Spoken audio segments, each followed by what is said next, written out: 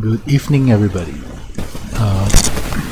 Sorry for not making any live stream for a while. The last few days I actually been quite busy. Plus, most of the commission during that period of time are actually private commissions. So the commissioner doesn't want me to share them with the people, and also doesn't want me to show the live stream. So I did not do any at that point of time. Yeah. So. But today I actually got a commission from ex-blurb who wants me to convert Gwen Tennyson model over.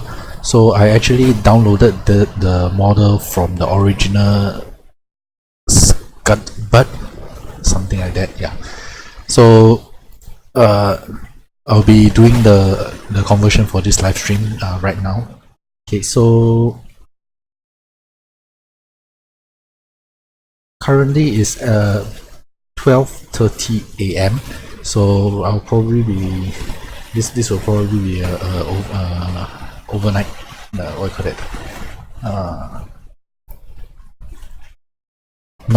non-skipping night thing for me. Yeah, so I was quite busy these last few days on my day job, but I can't really fall asleep right now, so I am doing this now. I am doing this live stream while trying to while I'm not falling asleep yet. Yeah. So okay, most of the textures are already in PNG, so that's not an issue. Okay, let's see what we have here. I got blend shapes,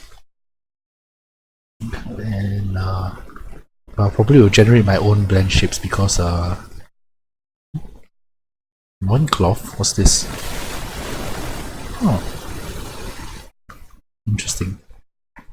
Because the shapes will probably be different than what they have here.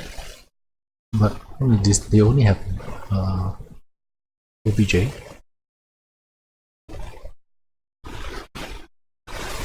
Let's see what is inside first.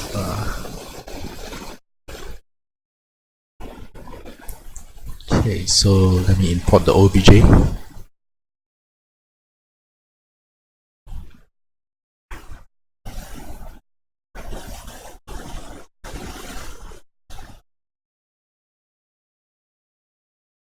Which means it does not have any shape keys. So awesome.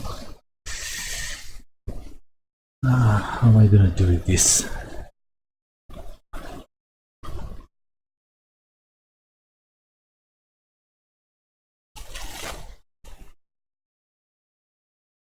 Let me see if I can find another better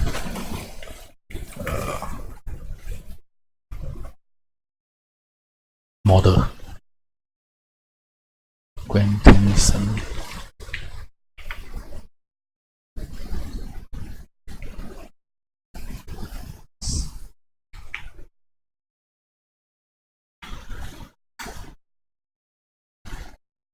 Right.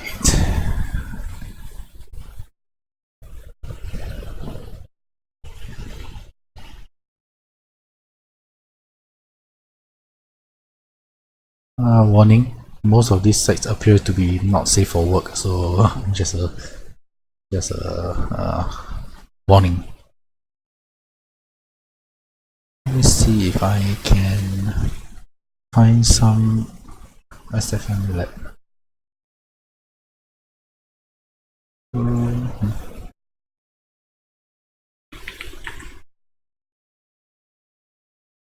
Okay, so they're actually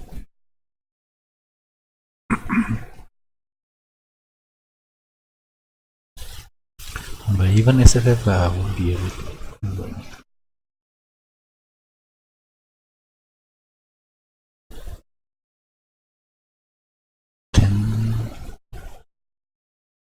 Sorry, because the last time I actually deal with Scuttlebutt's model, they actually have everything in one how to put it, in a FBX format or something, so I can actually look at the animation and the morphs. This time they doesn't seem to have that though.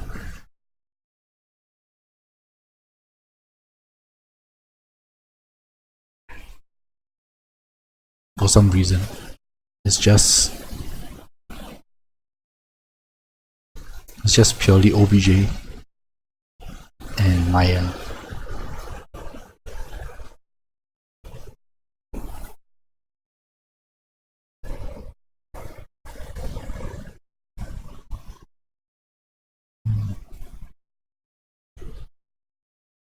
Let me go to his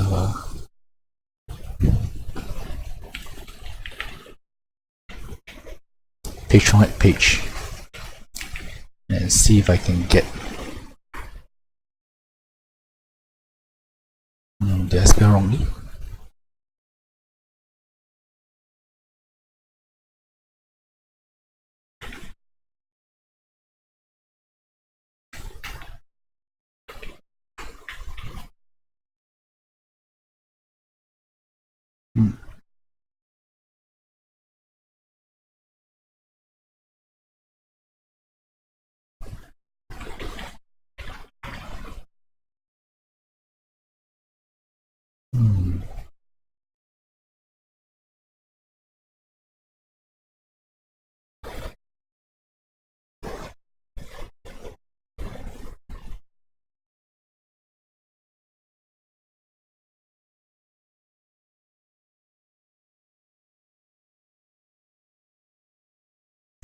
I think I did spell his name wrongly, sorry about that.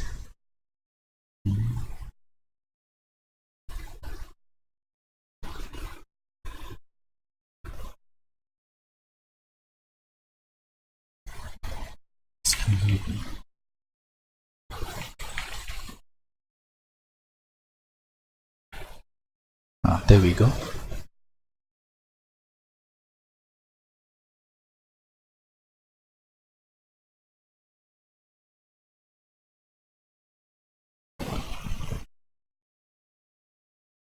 That's it.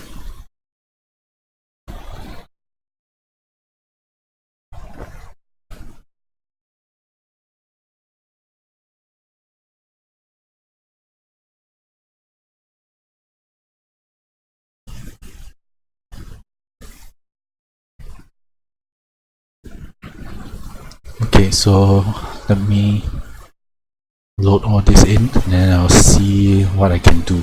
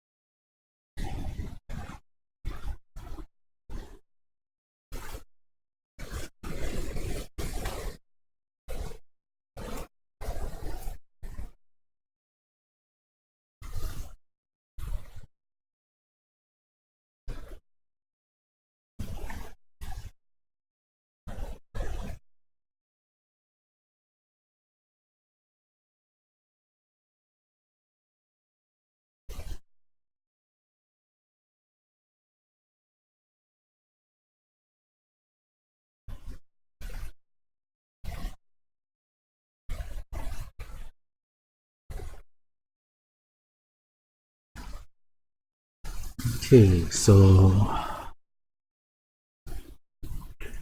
textures.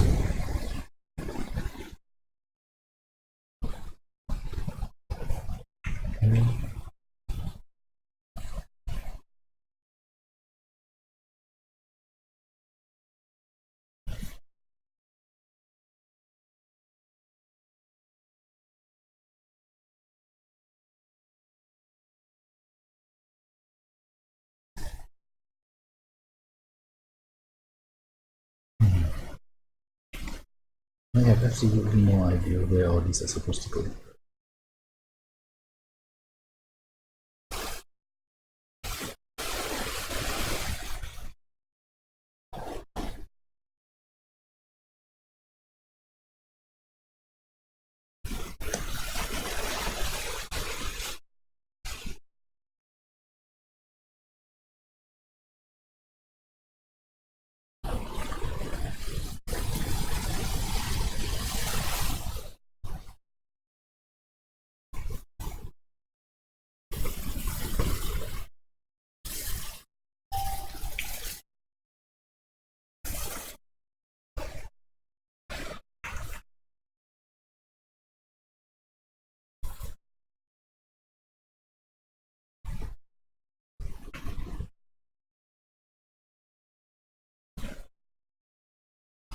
Makes me kind of wonder if we are missing some textures.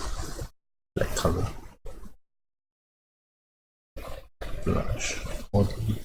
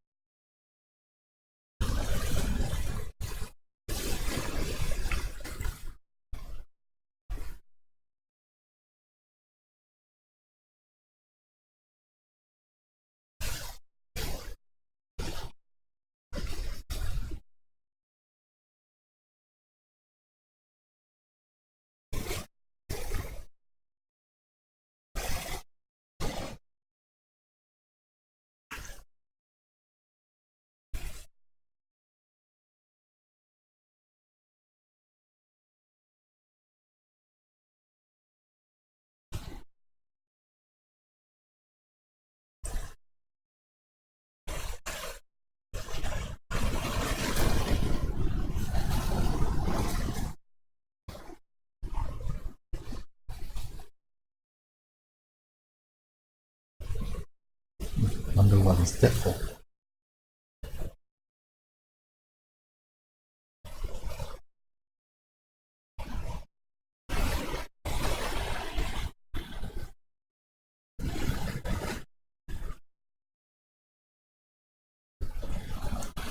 So, teeth and tongue.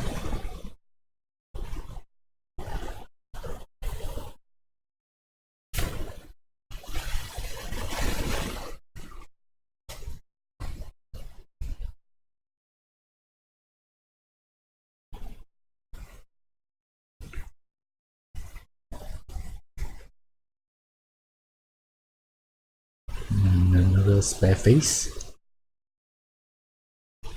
What was this?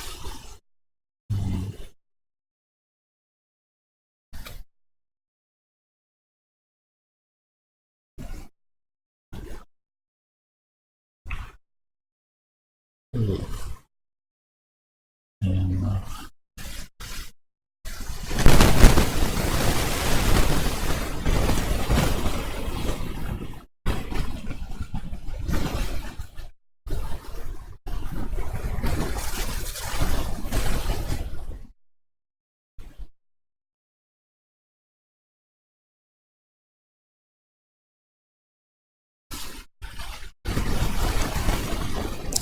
I have no idea where this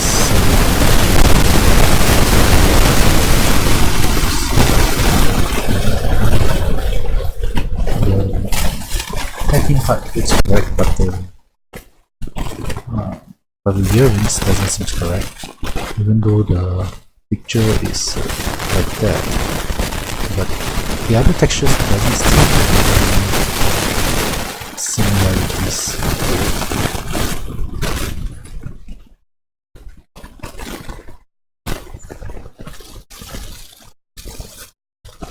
This is the closest to a blue color that is actually available. I have that texture previously I actually converted it before, but it was done using, if I'm not wrong, using G3 at that time, and it wasn't the best. I actually doesn't have any how do I put it? I don't have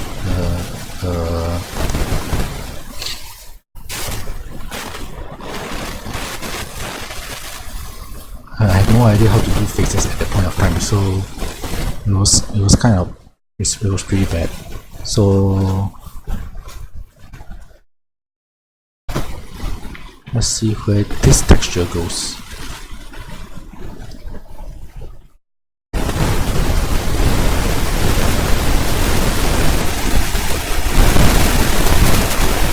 So this is the next thing.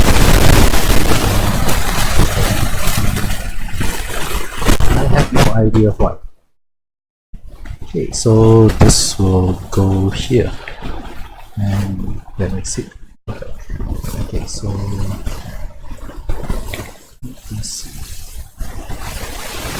let's Standard doesn't have any shapes option. The previous version doesn't. Anyway, XNA does not have shapes. No help with that there. Okay, so how am I going to let me see.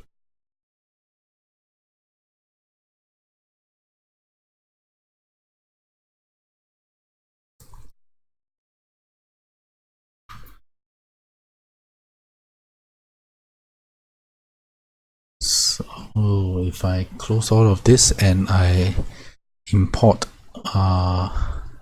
one of the blend keys, blend shapes, see what happens and see what is the result. Oh, it's the full body version. Okay, so that means it's this one. So import obj as blend shapes. I have no idea how to do that. Good thing there is the internet. Blend shapes.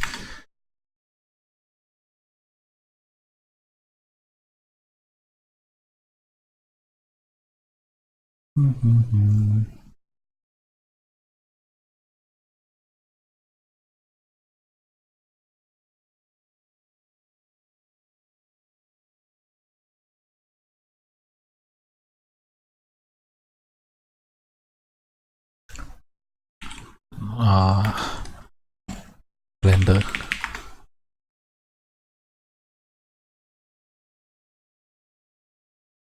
And it's a script. Okay, so let me see.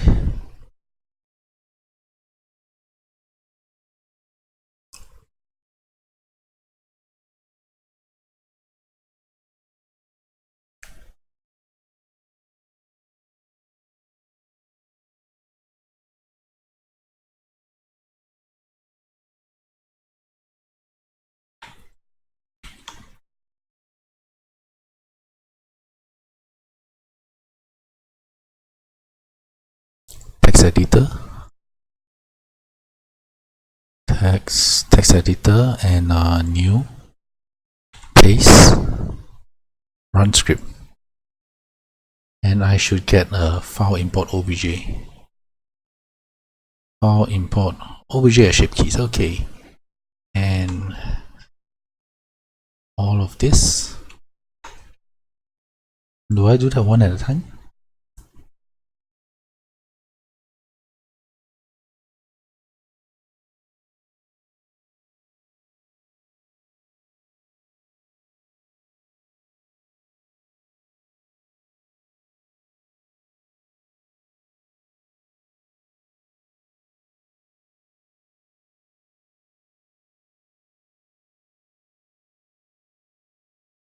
I think I have to do that one at a time.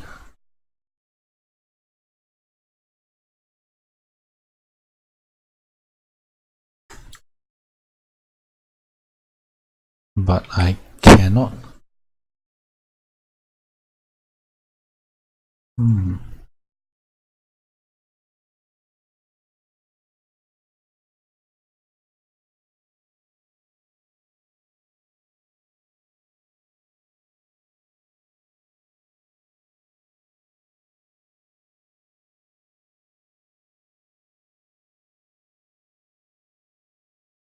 Okay, so why am I looking at this?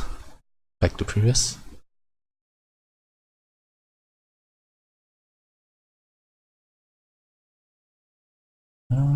Awesome. Awesome.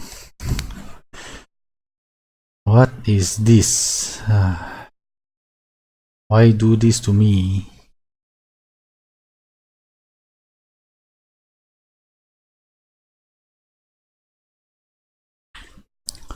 Okay, let's try it again.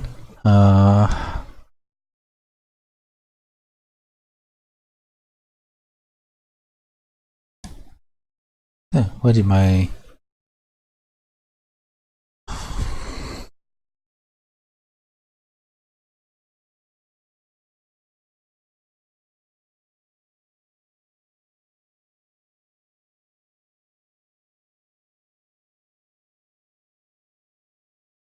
file keys disappeared? What's going on? Blender.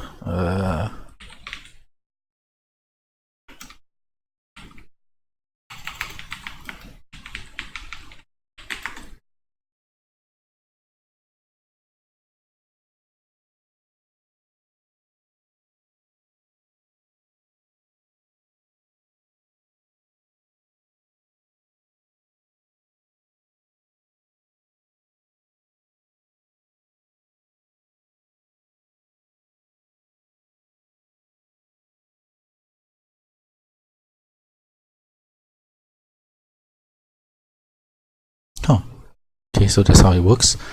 Okay, so let me open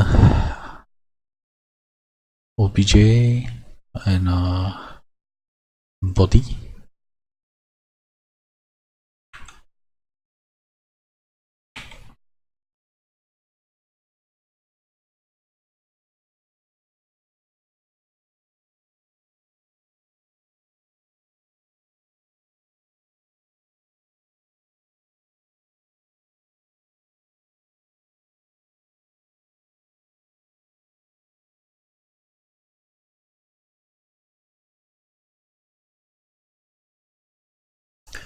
And nope, it doesn't work, and I have no idea why. Let's try another one.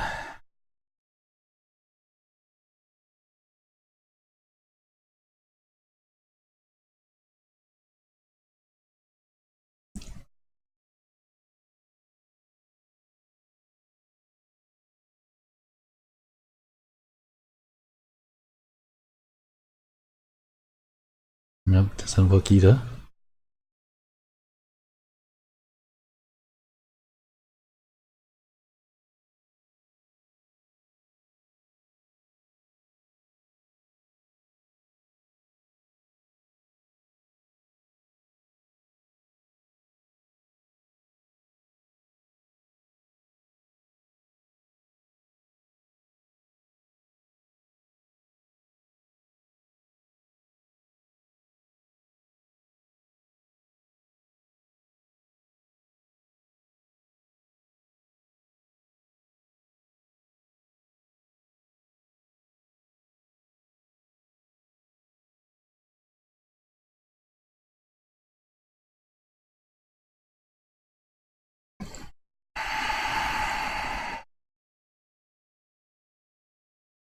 How did I do the...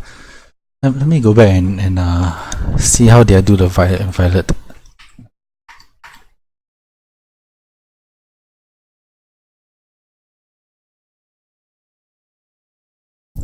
Did they actually put it into a Blender file last time?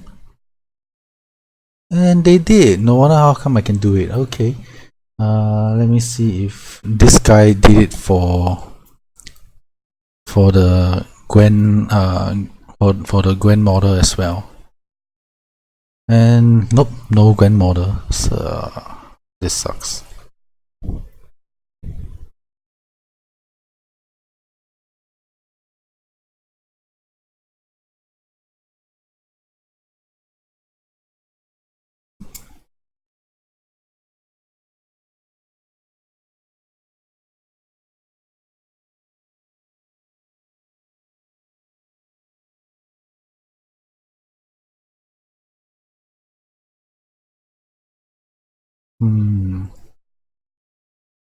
Maybe I can step by FBX. Let's see if that will work. Sorry, I did not expect that the BJ here isn't actually working for some reason. Maybe if I, let me see, import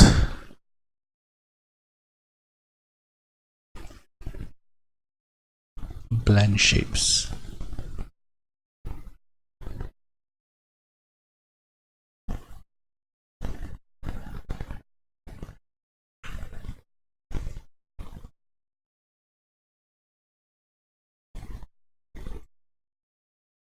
Is that how it goes?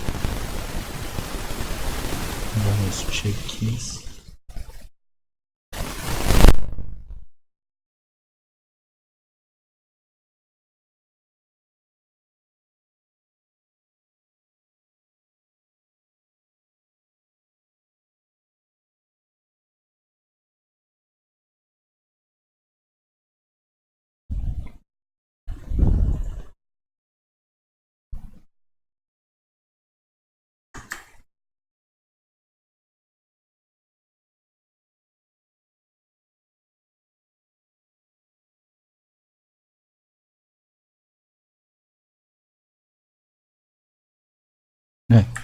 Wait a second. It is working. Ah, so that's how you do it. Okay, so let me clean up everything and I'll reload everything again. So okay, so let me just import batch.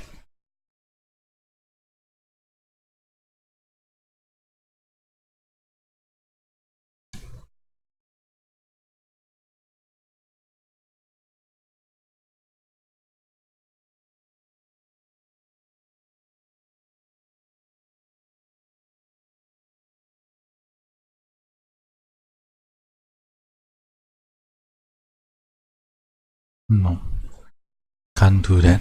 I can't remember how to use the import batch version option already. By right, it should be something like this, right?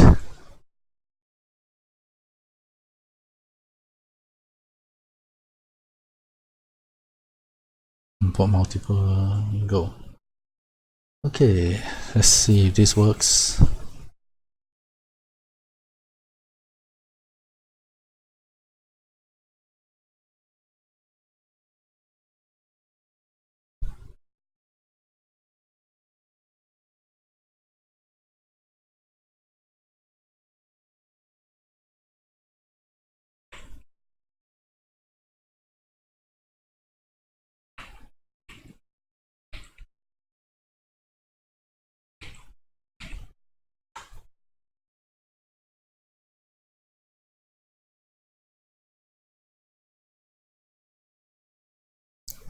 So we have some shape, some shirts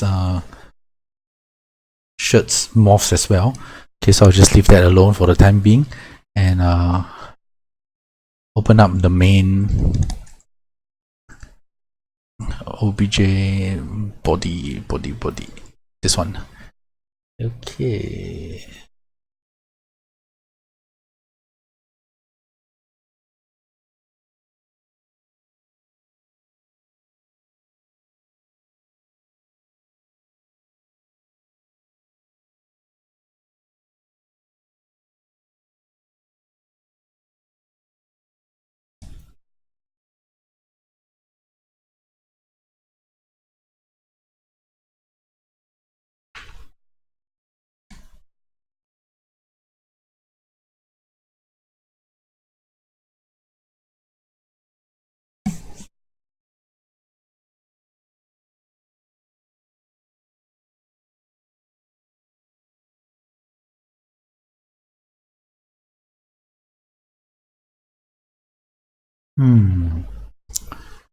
So not all of it is not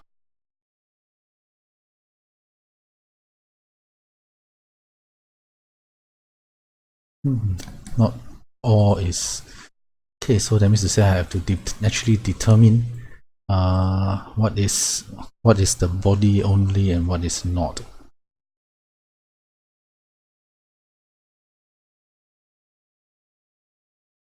Oh dear, this seems to be more troublesome than I expected.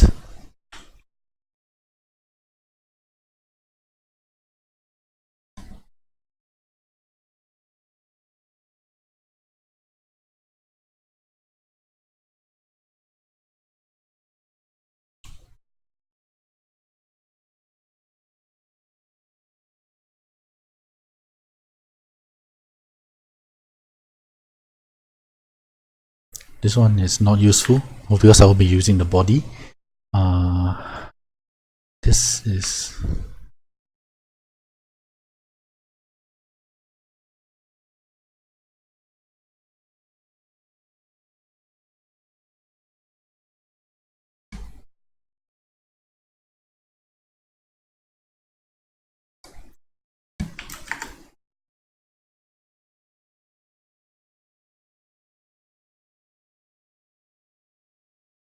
wonder if I can do multiple.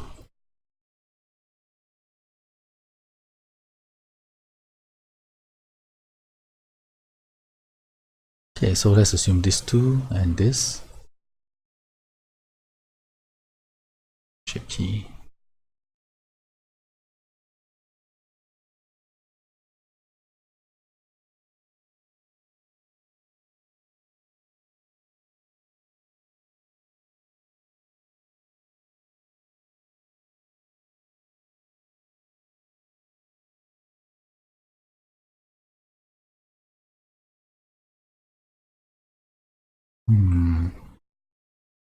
Doesn't seem to work.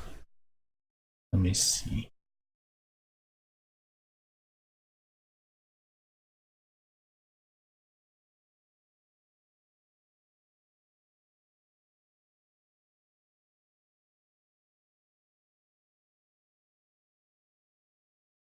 Why?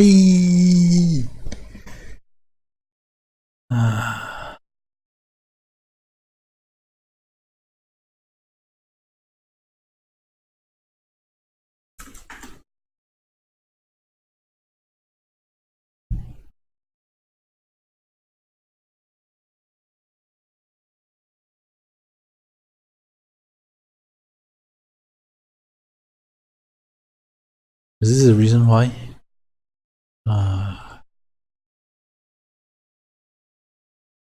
Bloody hell, giving me trouble only.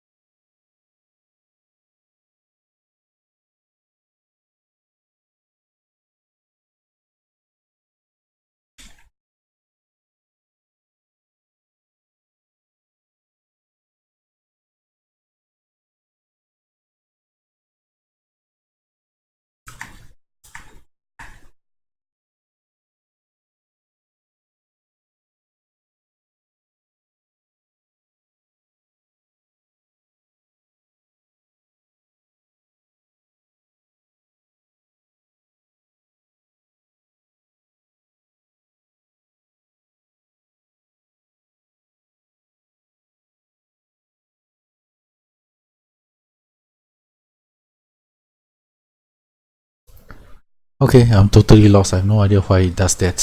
Why it did that.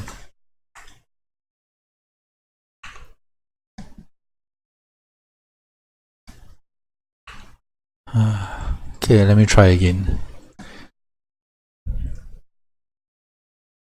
Maybe I should have made a live stream for this one. Seems like I'm just screwing up here and there.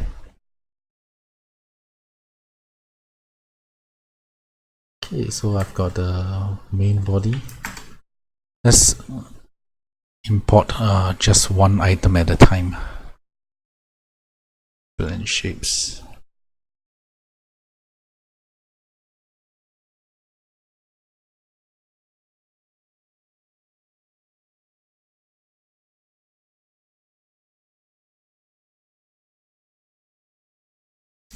So this one is okay, but if I load in too many, you can't do that.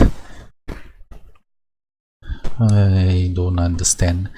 Okay, so if that's the case, I'll have to load them one by one. That's troublesome. Okay, textures. At least let me get these textures in.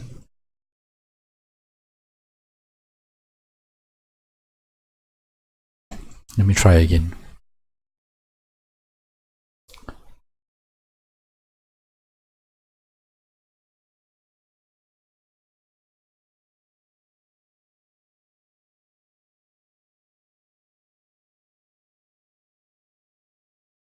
Oh, it really is true. I can only load them one by one, no choice. Okay, so import.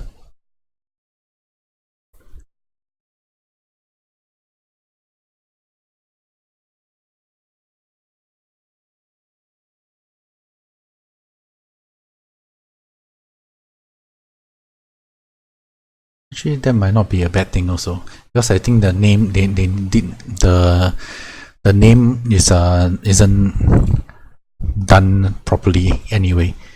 So what is this? Okay, body. Okay, so let me do a bit of renaming.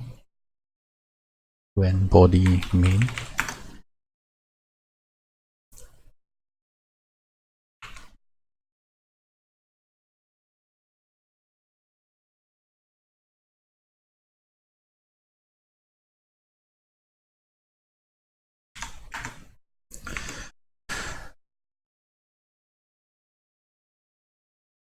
Okay, then one by one.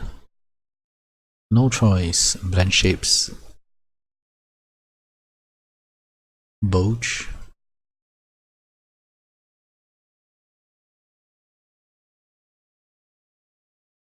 I think this is a mouth. Mouth E.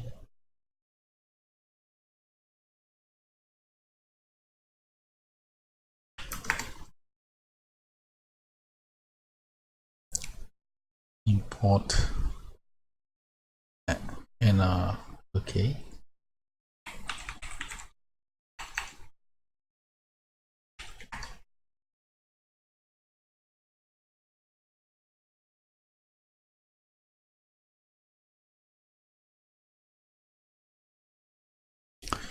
Okay, so file size appears to have a connection. So this is full blink. Okay,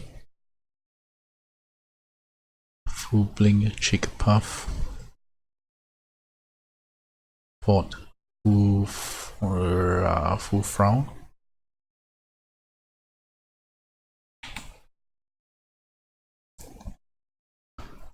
Furrow is a eyebrow, I believe. Full grid. Full open eyes. Smile.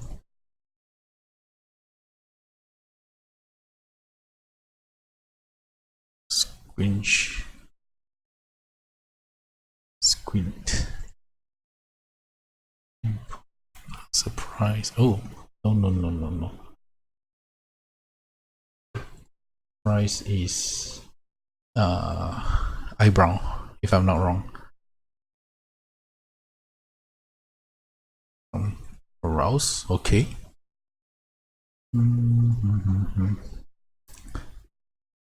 Left blink. Left chip.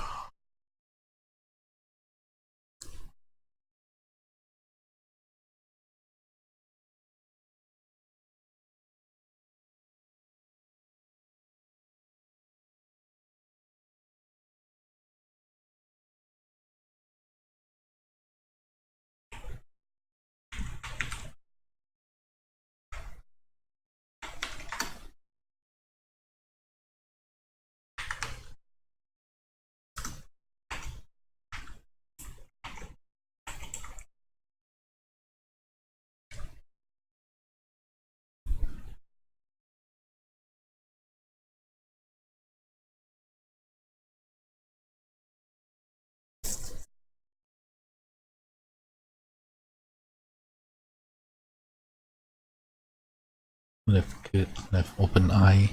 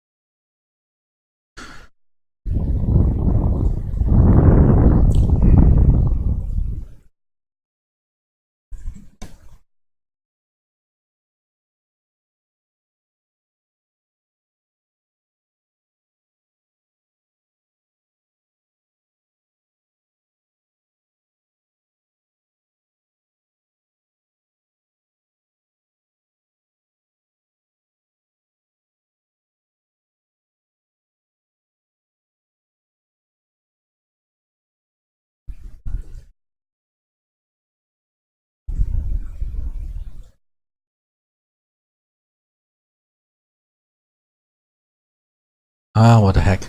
Let me just throw everything in first. Then I'll sort it out later. As I'm worried later I cannot remember what I have actually loaded and what I have not. To import to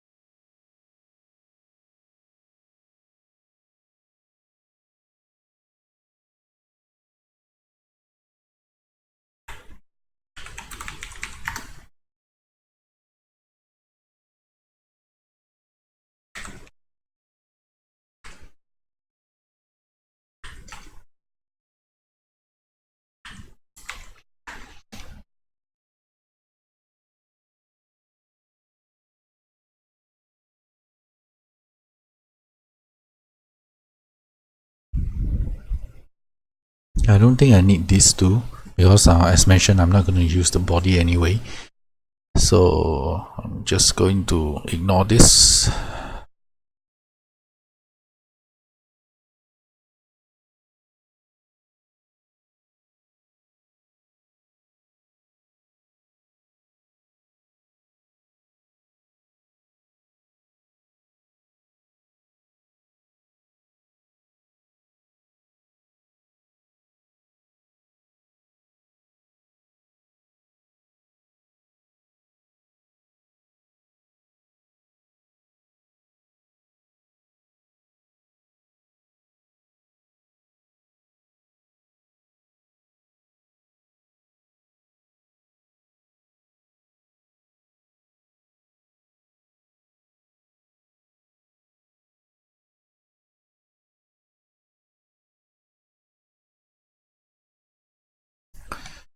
And the reason why I need to do all this, right, is because I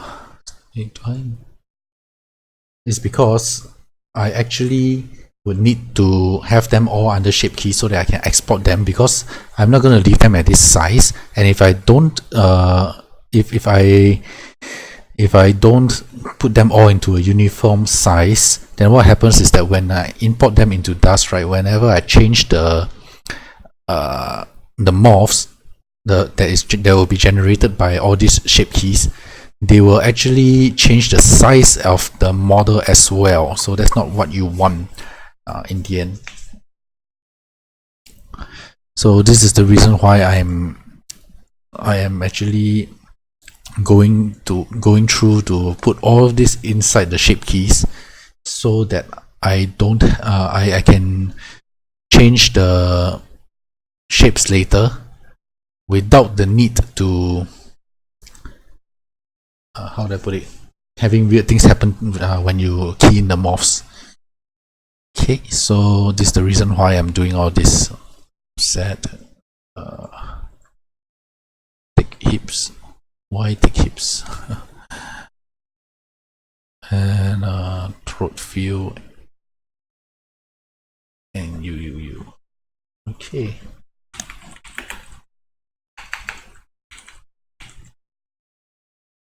So let's give this another try. Hopefully this will work this time. But no, there is actually quite a lot of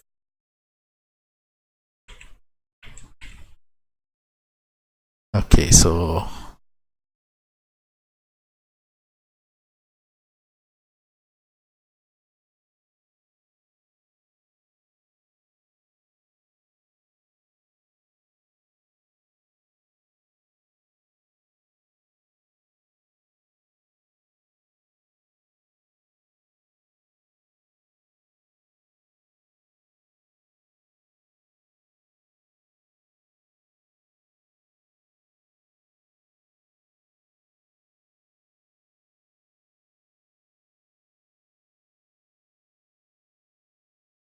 Okay, let's see if this will work.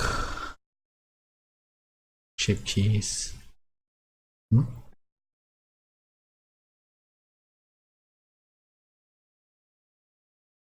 Join your shape keys. We've got a whole bunch of them. Okay, so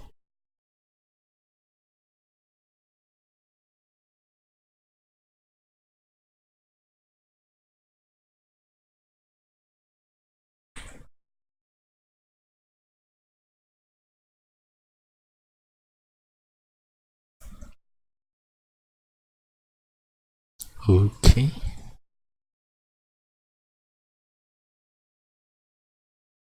I actually don't need this also. Probably I won't need the thick hips as well.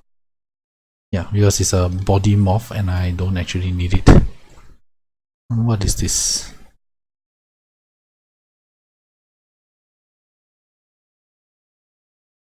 Movement?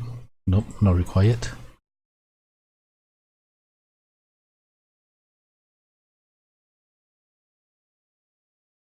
Um,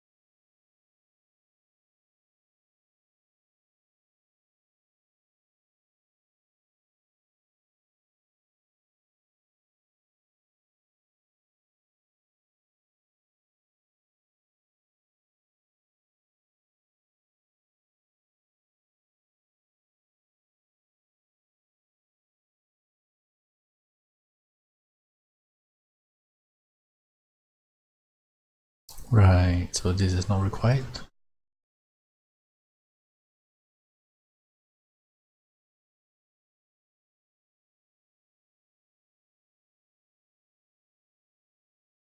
Oh wow, looks pretty evil here.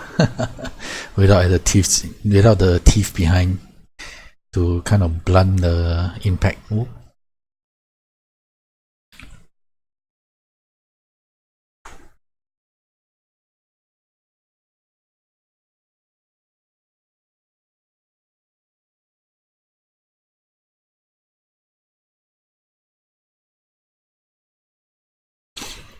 Is that it?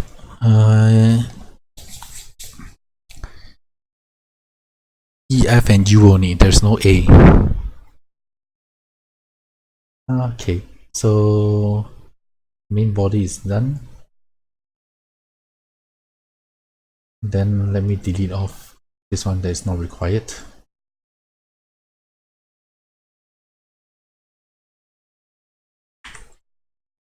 And these are the eyebrows. So yeah, let me import eyebrow. Actually, I should do the shirt also. Let me import the shirt. Shirt lift. Okay, so import eyebrow.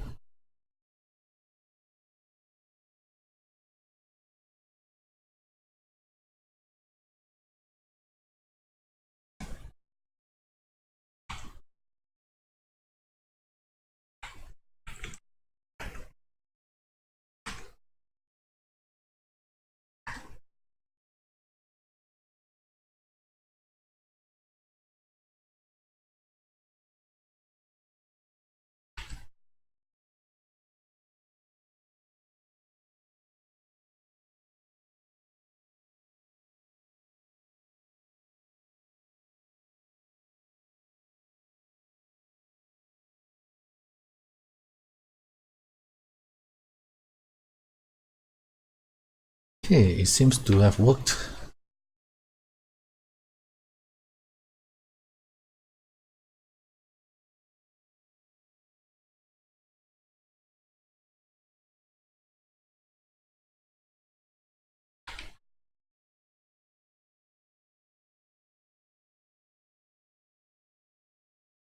Awesome. Okay, so I have two. This two is done.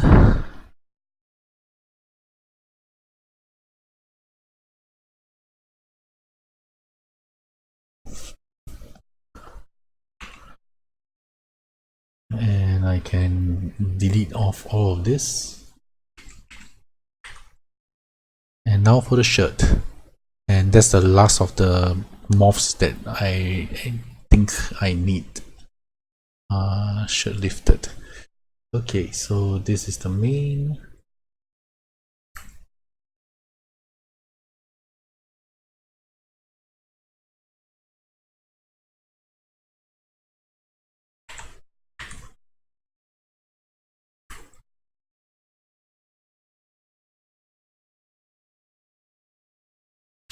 Though actually, if I didn't remember wrongly, this isn't gonna do much for me, because I'll need to have to individually change the morphs of this later, due to the shape is not fitted to the shirt. So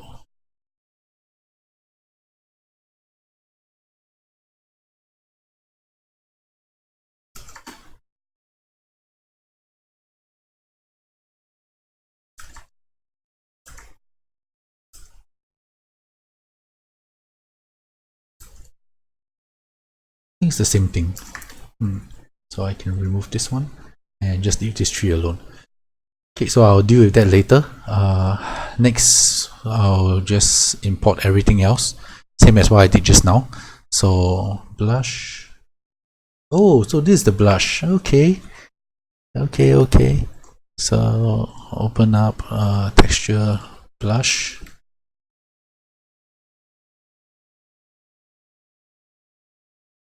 Wait a minute.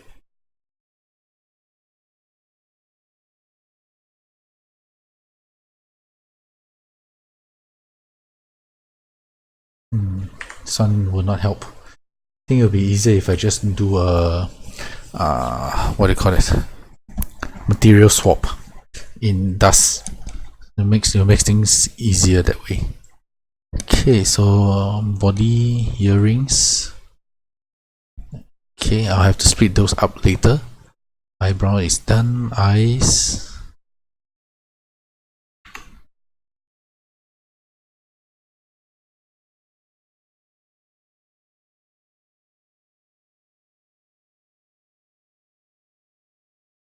Hair. Inner eyes and pants.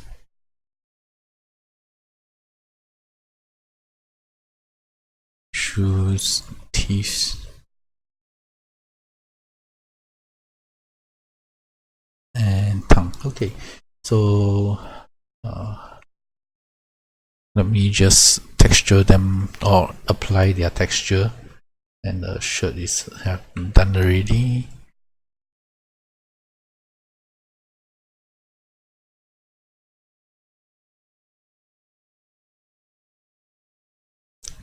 And I'm fairly sure I can actually combine these two together, join, because the eyes will have to be how do I put it? It'll be stuck there anyway, so I'll just leave it there. The pants. Yeah, I really prefer appreciate them leaving the shape as a quads as compared to converting them to triangles. Triangles is yeah, I don't really like to work with triangles, to be very honest. And yet every single game engine uses triangle models, so it's pretty irritating.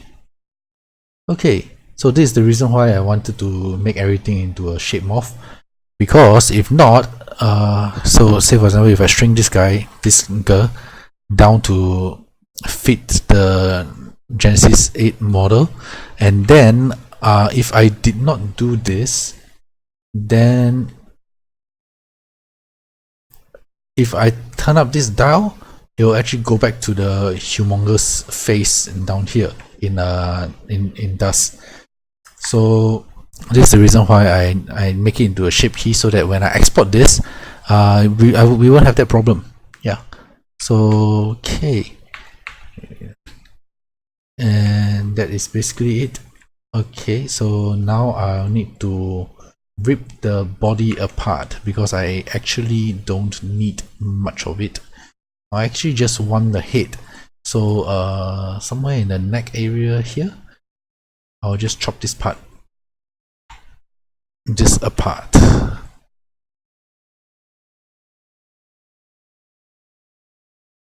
And V.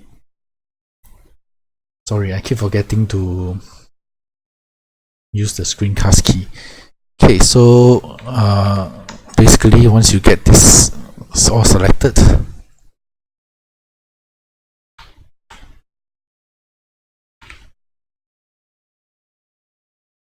then you press the V button to rip the vertices apart, and then I can get rid of this body because I don't need it, and delete. And now I just left with the face with all the shift keys.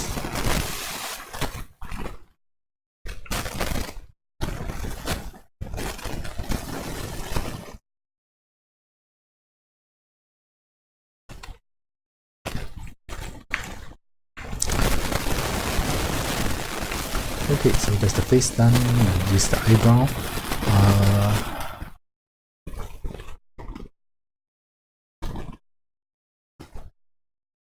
Let me see if I can combine these two. If I'm not wrong, I actually can combine these two together because technically they are the same. And will it affect the...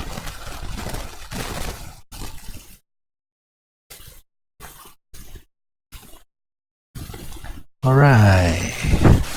Okay, so that's working. Perfect. So that's the face done. And yeah, like mentioned just now, I will actually need to separate these two out because this pin actually belongs with the hair. So I'll combine this and this. Combine together. And this is the hair. And while the earrings will go with the head. Yeah, so that will work.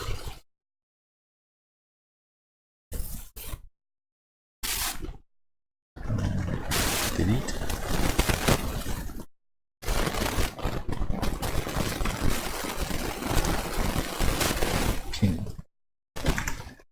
Okay, and this is the hair.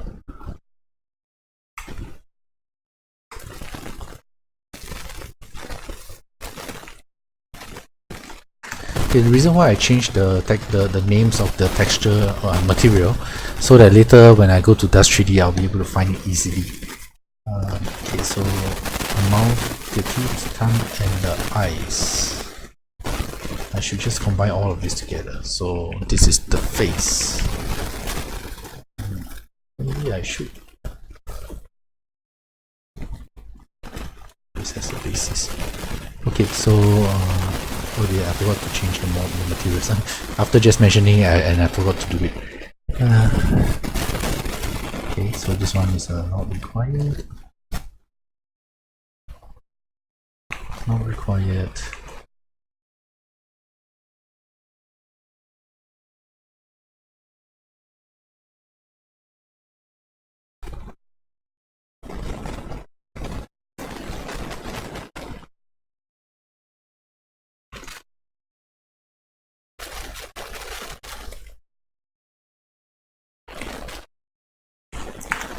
And okay, so this is the face done, and the hair. Okay, so face and hair. And the size should be about there.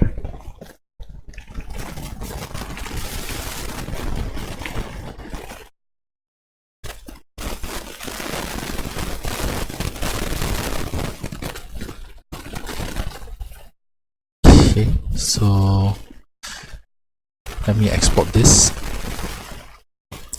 I think I already have it some of it at least. Let me see. Gwen 10. Yeah, I have it already.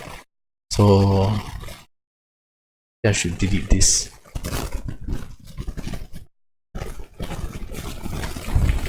Gwen. Okay, so custom models Gwen not existent. So this is a Gwen head. Oh, sorry, this is the hair. Export hair.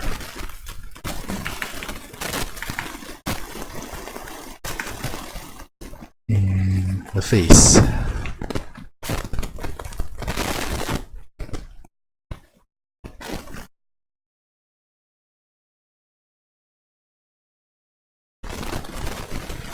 Now comes the troublesome part, fitting the clothing to the model. Okay, I like to start with the shoes because it's at the bottom of the mesh, sorry, the bottom of the figure, so you can slowly work your way up. So either you either work from the top down or the bottom up. I kind of prefer doing it in the bottom up because shoes are usually much less troublesome compared to upper body clothings. Okay, so something like that and something like that.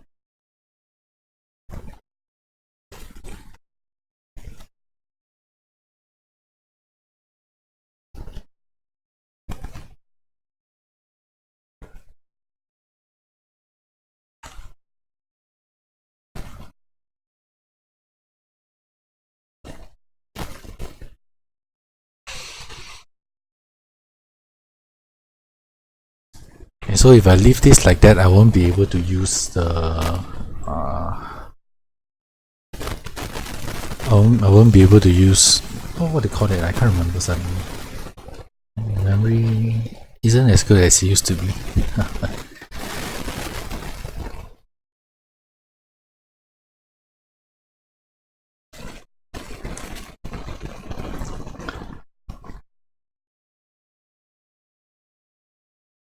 Smoothing modifier. So if I use the smoothing modifier here, you actually screw up quite a bit. So let me chop this up a little bit.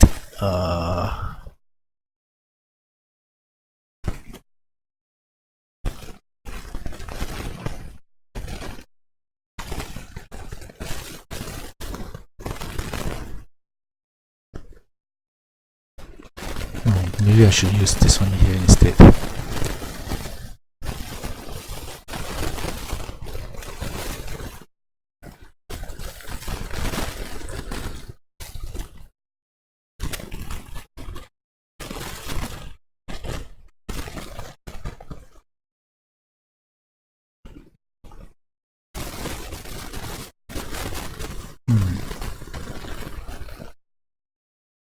Okay, so I'll use this one here.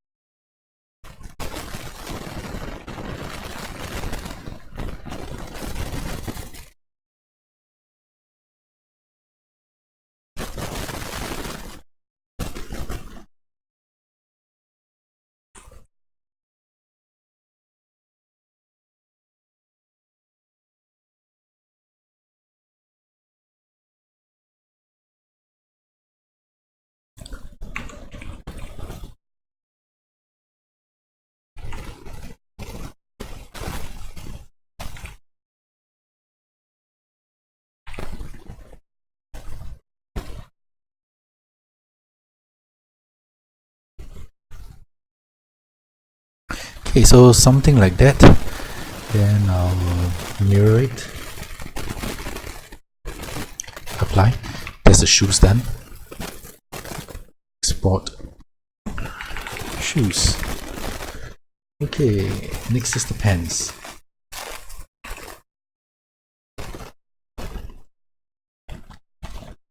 The easiest way to make sure the pants fit is make sure the butt fits first. Okay, so say for example if it's like that, right, and the butt line is here but the pants butt line is here, you just move it a little bit until it's roughly here, then expand here. Okay, move it a little bit forward. I'll probably need to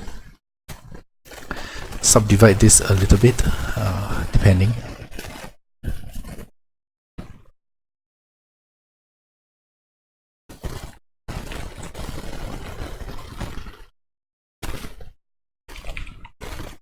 Okay, so let me see.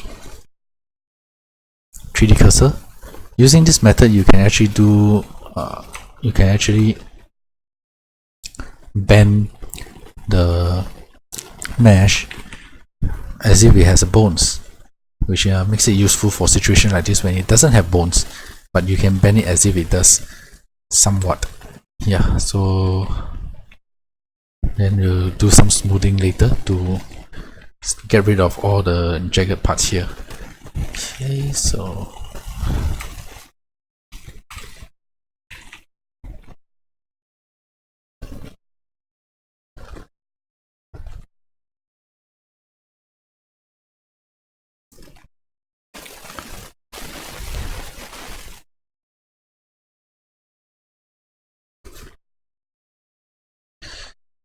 and actually, if I'm not wrong, this was supposed to be quite tight on the skin. So if that's the case, I can actually do a smoothing and no, sorry, skin tight skin modifier as if this is a skin tight pen material. So let me do that. Shrink wrap and 0.01 above surface, something like okay, and then I will subdivide this once, and yeah, it's looking pretty good. Save me all the effort to try and fit all the nooks and crannies of the model to the to the base figure, to the Genesis 8 figure. Yeah, this is much faster.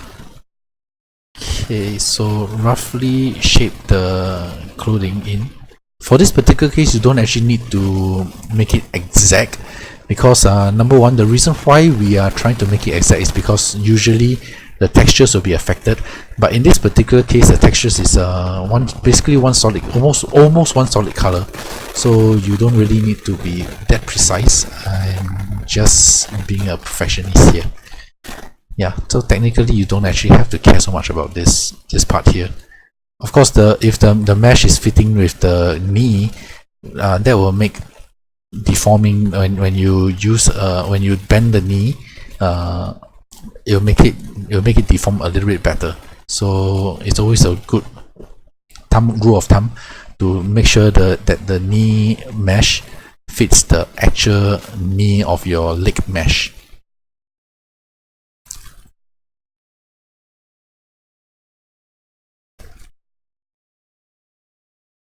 Okay, so I'll probably need to do some cleanup later on this part here, because of the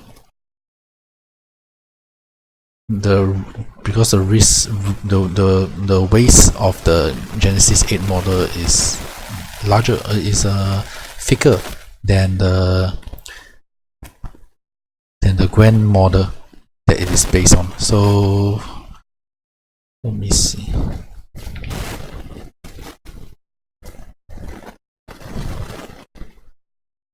Anybody got any questions? Oh.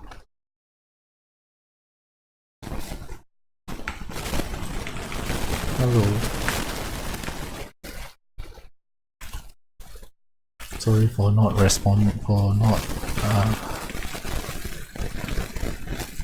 responding.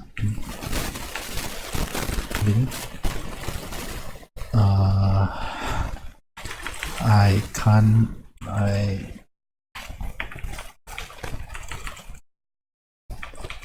only have one monitor,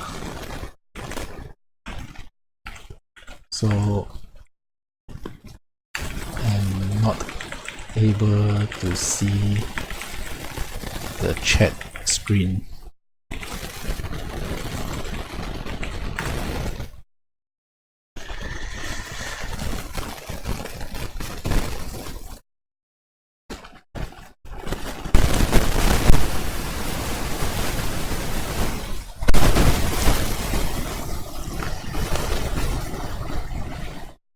Okay, so where was I? Somebody please remind me. Not that it will actually help. I can't exactly see it. But yeah, if you throw me your question, I will try my best to answer. Though I won't call myself an advanced user because I am actually quite amateurish in as in I learned most of this. I didn't learn them through a structured learning system. I learned most of it through searching through Google, like how I did just now. When I have no idea what particular how to do a particular function, I'll just go to Google and search, and then figure out how to do it and do it. You know, so I won't call myself an advanced user, to be very honest. I'm more like a dabbling in Blender because that's just about the only thing I can do. I am not I can't make, or rather I have not tried to make a mesh from scratch. I think if you want to call yourself an advanced user of Blender, you should at least be able to do that much. The most I've actually done with doing from scratch is maybe just a belt buckle or something, you know, something very simple, not very complicated. So the best I can do is actually just modifying other people's work, in this particular case Scuttbutt's work, and you know, fitting them into fitting them to dust, because that's basically what I use. Primarily, I actually started off in Dust 3D and do most of my artwork then through Dust 3D. So, and the only reason why I even came into doing this, using Blender to play around with all these models, is because at that point of time I am trying to get the, you know, some of the anime figures or game figures into Blender, as or into Dust 3D, and I'm not able to do so because nobody is converting them at all. So in the end, I was forced to learn how to do so myself. And my trial and error since 2016, I've been doing, you know, running around it. Mostly when I started off is using Naruto's models, because I am trying. I got inspired more or less with the Arrow Ninja fanfic by Sage. So I wanted to do some artwork for that. I really like the story, and I wanted to do some artwork. Even though now when I read back the early chapters, I was like, oh, this is terrible. You need an editor or something, you know. But at that point of time, I really liked it, so I wanted to do some model, and that's how I got started, basically. Trying to get Naruto model into Dust 3D so that I can make artwork for the fanfic. Until I started doing other, trying to get, you know, other model, other storylines, and other ideas of my own into it, and then I started receiving requests for pictures, which is how I got this very long this very long request list. that I've been trying to clear, but it is taking me quite a long time. I'm so sorry about that. Yeah, so that's basically how is it. Let me close this and let me close this. So yeah, I'm still learning basically. I really can't consider myself as an advanced user, to be very honest. So I can try to answer any questions you have, but if I am not able to do so, so sorry about that. Because I myself am still learning how to actually make better use of this software, Blender. And one of the reasons why I even use Blender in the first place is because it's free. My first model, how to put it, first experience with 3D modeling program is actually in Max 3D, but that software is extremely expensive, so I wasn't able to sustain basically. So I had to learn free modeling software, which is Blender. So that's how I actually get started with this particular software. So even though the interface and all that is how should I put it? When I first started using Blender, it was quite horrible. Because I'm used to being used to Max 3D's interface, so it was pretty bad. But over the period of time, I got used to it, so it's not so bad now. At least I can do stuff here. How to put it? At least I can actually do things here, as compared to when I was first fumbling around. It's really a good thing that live stream wasn't a thing back then, because you'll probably laugh yourself stupid at seeing some of the things that I've done, some of the stupid mistakes that I've done while trying to figure out this software. Trying to work my way through all the getting the models into a form that the Dust 3D can actually accept. Because I did try a lot of ways to get skin models in the with skeletons and all that, because I don't want to do all this fiddling around. And this entire process of figuring out that you should import, in fact, just getting this Genesis 8 model into Blender is an adventure and a half by itself already. Because at that point of time, I don't even know that you can export things from Dust Studio. So yeah, it's a very long learning process, more or less. Okay, so having said all that, I'm so sorry, I was more or less ranting. The pants is more or less fitted to the clothing. You got some bits here and there. So if I apply, then I can change I can make it, how to put it? I can smoothen this part out so that it doesn't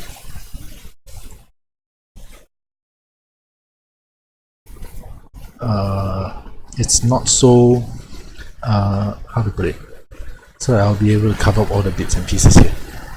Yeah. Okay, as you might have noticed, I am not really a very good public speaker, or actually speaking at all. By nature, I'm actually quite introvert, to be honest.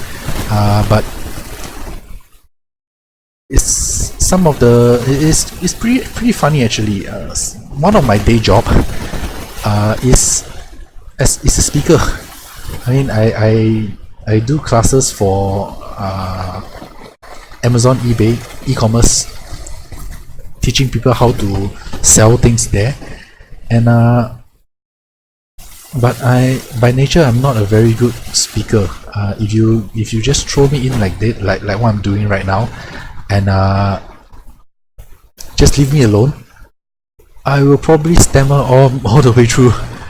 Yeah, I am more or less only able to do the public speaking part because I did that multiple times and I have a script. Unfortunately, live streaming, I don't have a script, and yeah, so I'm more or less flying by the seats of my pants down here. And as you might have noticed, I'm not really that good at flying solo without any preparation whatsoever. So yeah, so sorry if I'm ranting and you find it boring.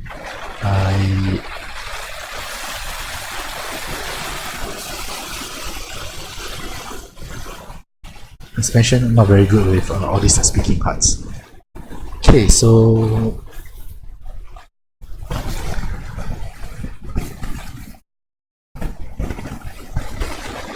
what's your question? If I can answer, I will. Otherwise, I can only direct you to Google.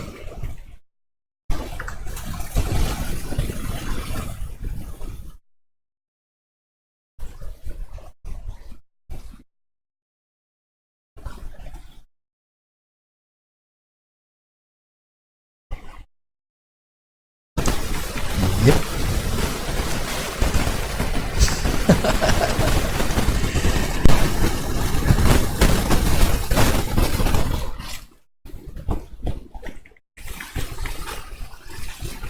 What do you want me to help you?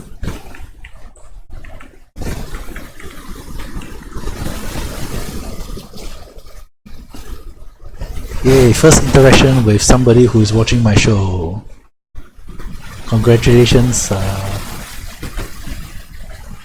Pete. The first person that I actually managed to communicate with. More or less. Okay, so let's smoothen this out.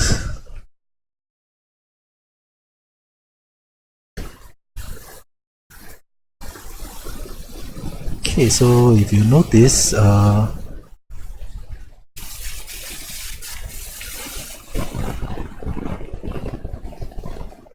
this part down here is actually all washed up.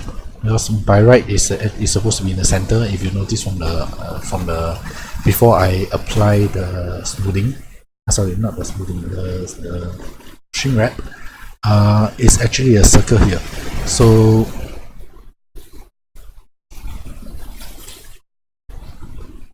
when you smoothen it out, unfortunately, due to the nature of the shape, it will actually be slanted to one side. I can't really do much about that.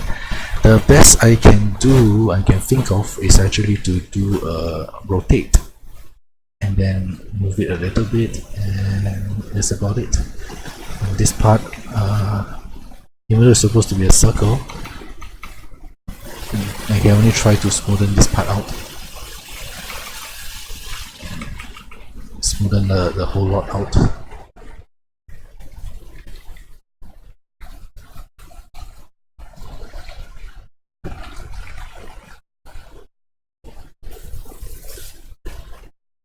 Yeah, something like that. And then you have this part here and this part here that needs smoothing as well. That's what happens when you try to smoothen multiple times, and the parts that is not connected will actually be a little bit out of place. So you have to you have to constantly move it around so that when you smoothen out the mesh, it doesn't go too haywire.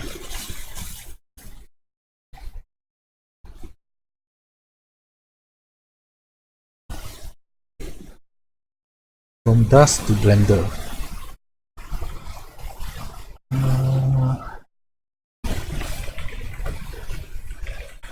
You mean exporting models from dust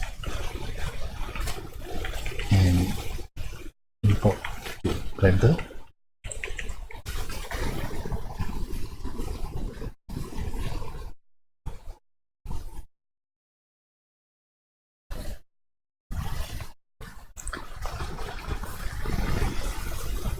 If that's the case, I probably would need to do a new video all on that topic alone, because it's not something that I really want to cover while doing a conversion, to be honest. It's a different thing altogether.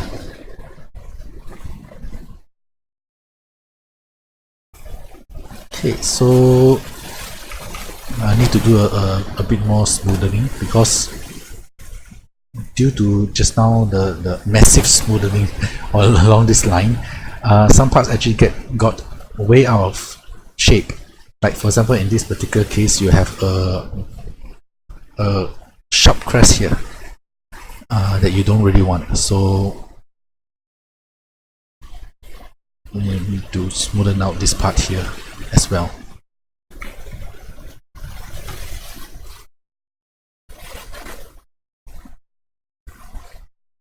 By right, just now what I did right is not a very good practice. What should have been done is a gradual smoothing. That means to say you smoothen 1-2 times, then you move out the vertices so that it's not inside the model, not like this. Then if you find that it's still too angular, still too sharp, still too pointy, in some cases, some models it will be pointy, then you smoothen that part out and then move vertices again. So just now what I did right to massively smoothen this part out is not a good idea to do it one shot. I should have taken it like, smoothen a little bit, then move out the vertices a little bit, then smoothen a little bit.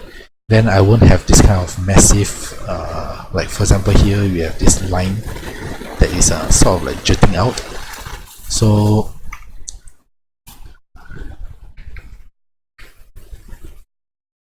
yeah, so if I have done that, I won't need to do so much smoothing here.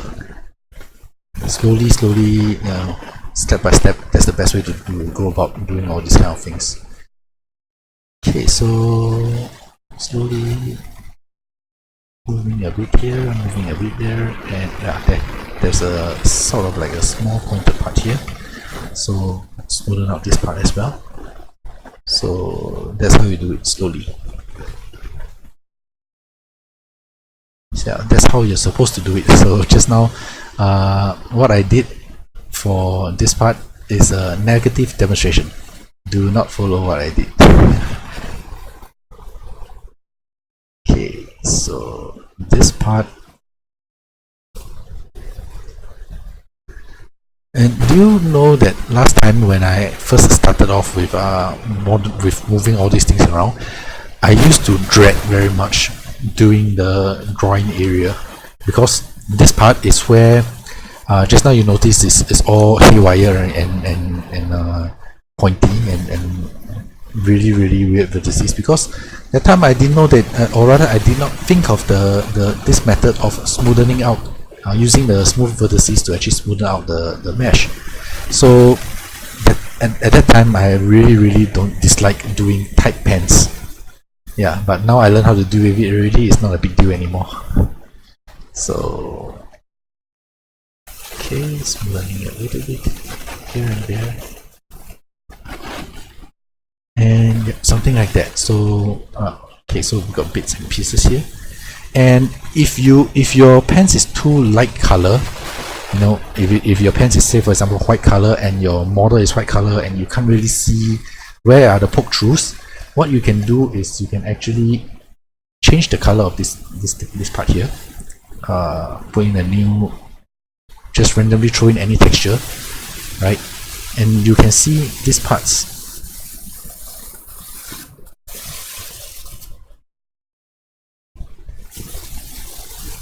If the color is light, and you will be able to see where are the poke throughs using a darker base mesh color, right? If that makes sense.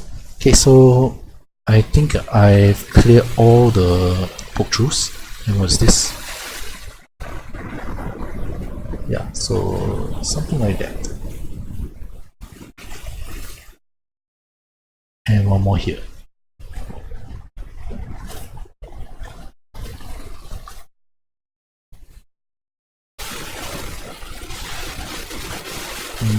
Solutions like, for example, with gens and morph.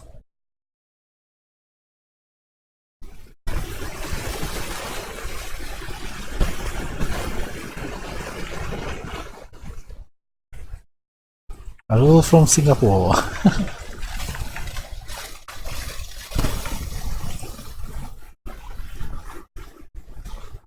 And let me see. Oh,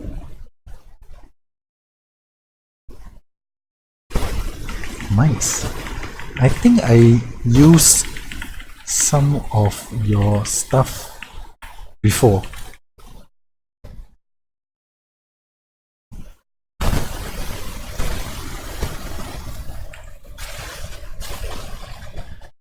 If I'm not wrong, let me see.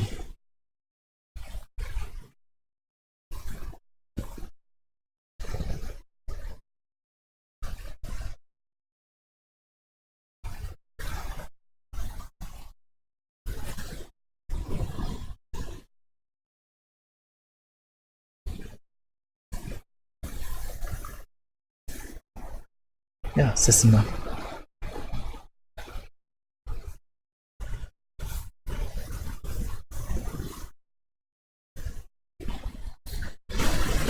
Okay, so export Genesis 8 with gens plus morph. Actually, if I'm not wrong, they are more or less the same thing. Say for example, if you... let me just cover this quickly then. I'm not sure if I understand exactly what you're looking for. So basically you have a Genesis model, and while waiting for it to load, let me go through the rest. Yeah, so sometimes I get distracted. Mostly it's because I am doing multiple things at the same time. So yeah, I get quite distracted that way. Okay, and because while I'm waiting for something to load, you know, I'll do something else, and then I'll lose track of what am I doing, and so on and so forth. Okay, so I'm not supposed to be able to. Sorry, that's weird. Okay, so anyway, where was I? Oh yeah, so no, I have completely lost track of my thoughts again. Oh dear.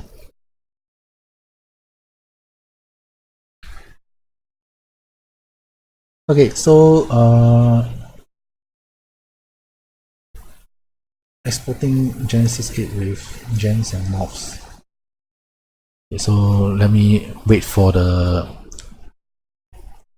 Genesis 8 to be done. Well, at the same time, in the meantime, actually, let me export this.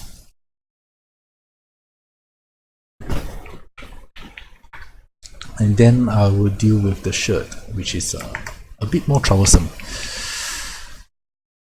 Yeah, okay, so same deal.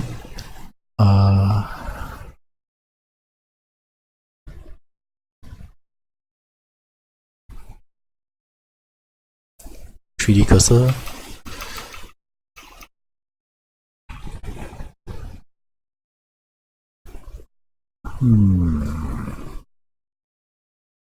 Okay, so let me...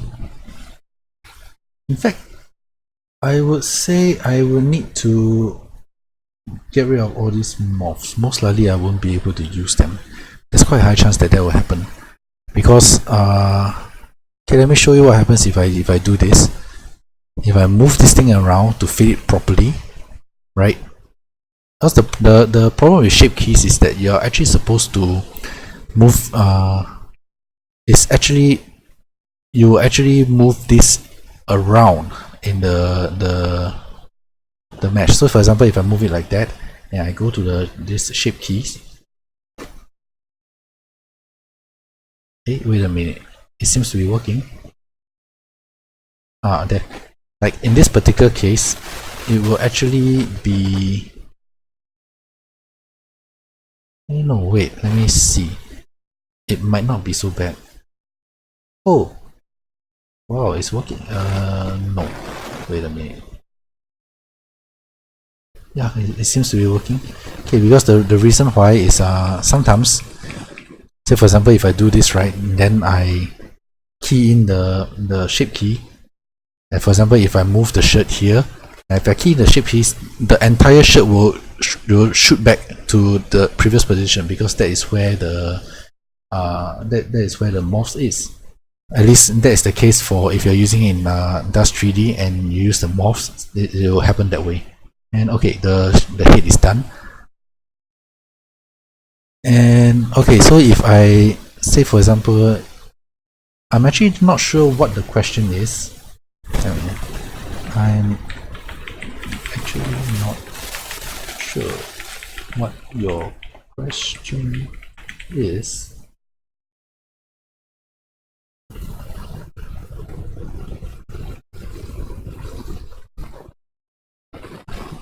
Is it to export Genesis 8 with keep in mobs?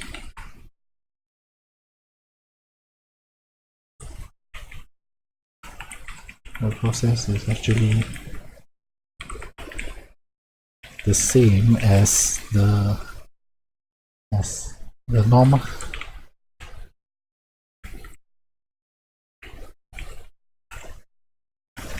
Export. So say for example, I have a Genesis 8 model here. Then if I key in a morph, let me just key in a random morph. Whatever. Maybe say I'll throw in Aichan. Okay, so it's a fairly obvious morph. Then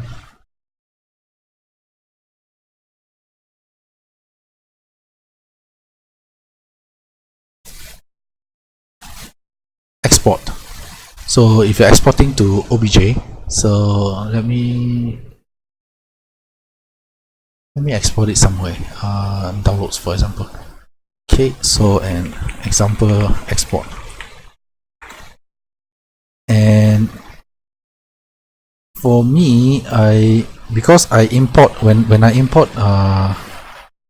Blender, the clothing from Blender into Dust 3D, it is actually 100%. So when I export it, I export it 100% as well, right? So this I will just leave these here. These are the default models. Okay, then let me open a new Blender and import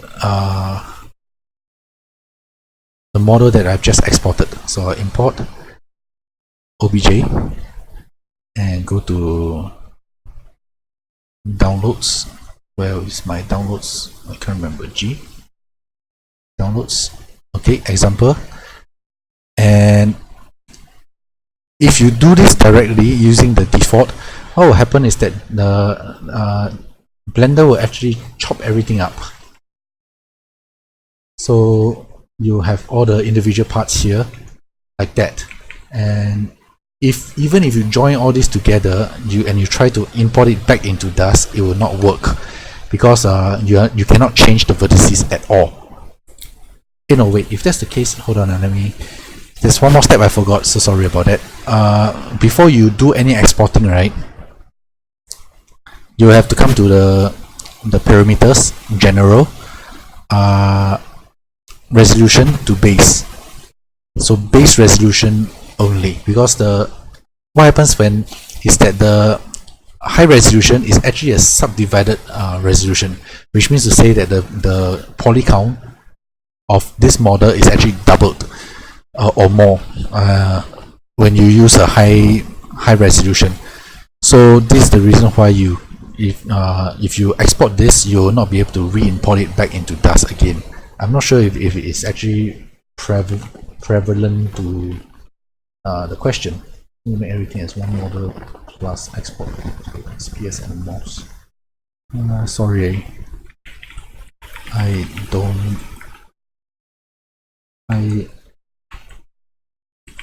have a Discord account, but I don't use it much.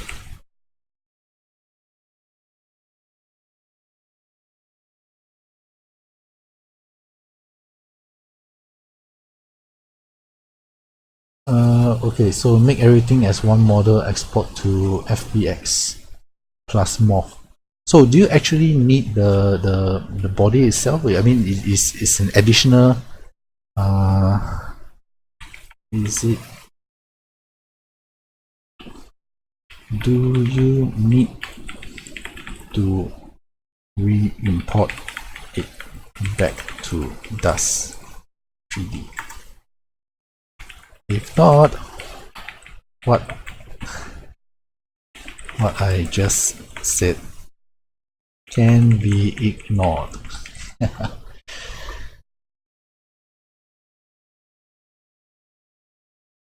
Okay, so if you don't need it to be exported, then if you don't need to re-import it back, then you can actually just ignore it. You put it as a high resolution, you have more geometry to work with when you import it into Blender. Okay, so assuming one model plus export plus morph.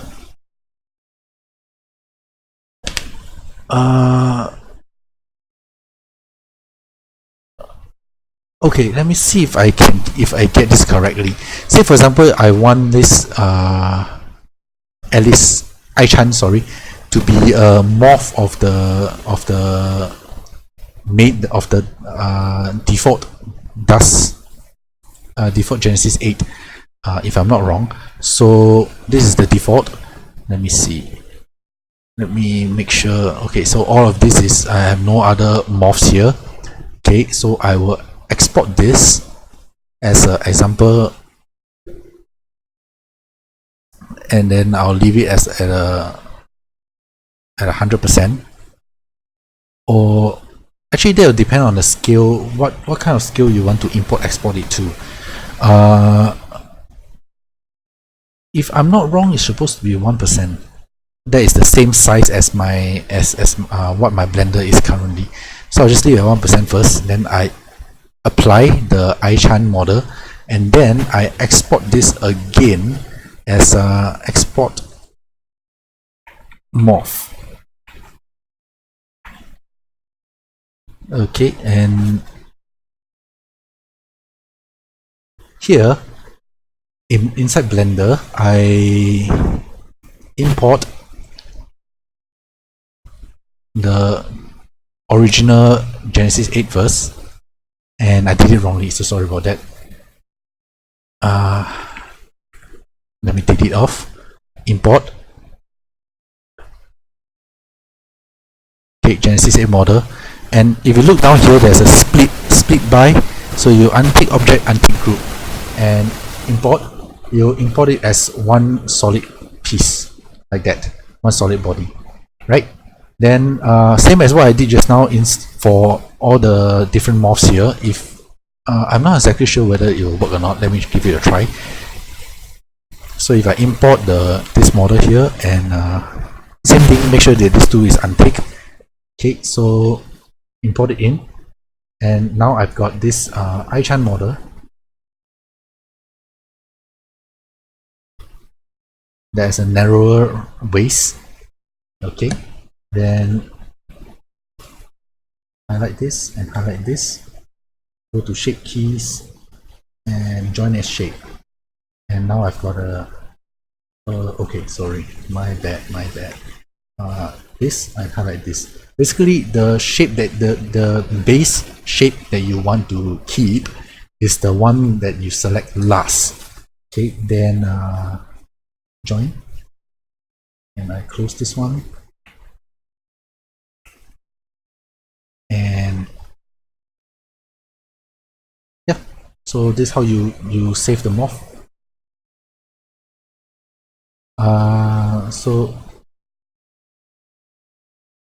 So what was just demo is it what you are looking for.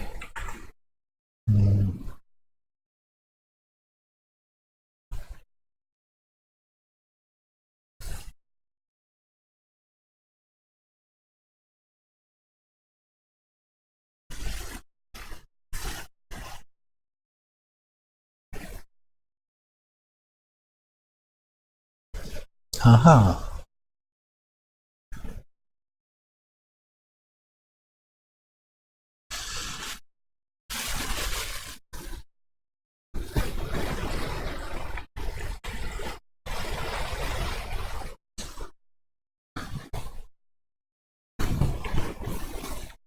This is in Blender.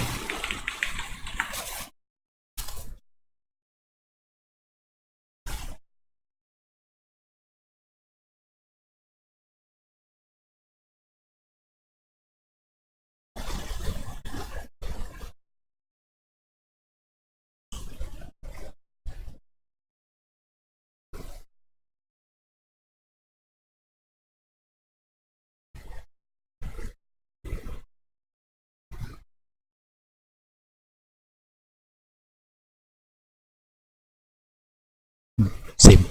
Okay, so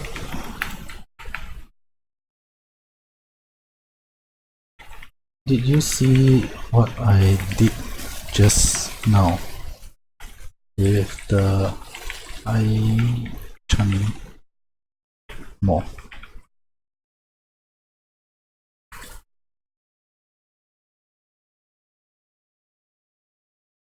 So once I do it this way, the morph is working.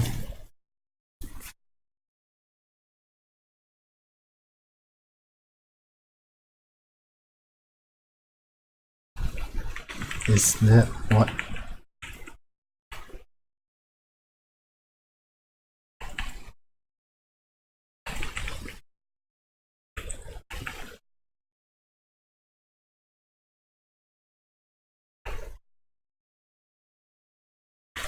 FBX model. Okay.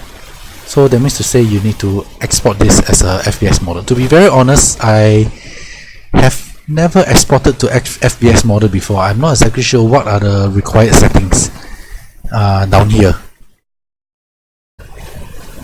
Okay. So, and after exporting to FBX, it does read the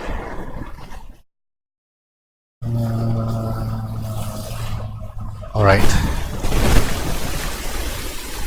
I'll be honest, I have no idea how to get the rate from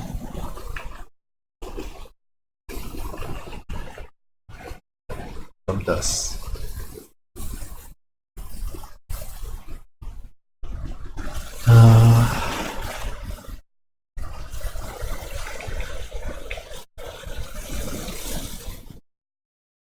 Let me try this export.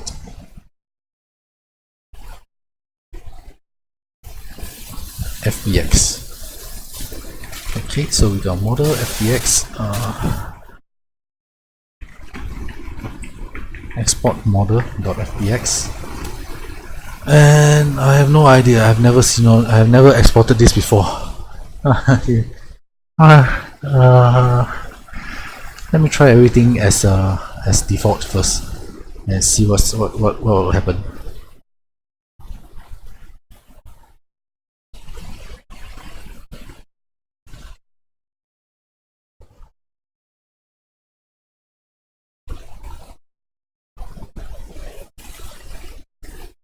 Okay, so let me renew this. No, before that, let me try iChan and export as FBX, export model FBX iChan.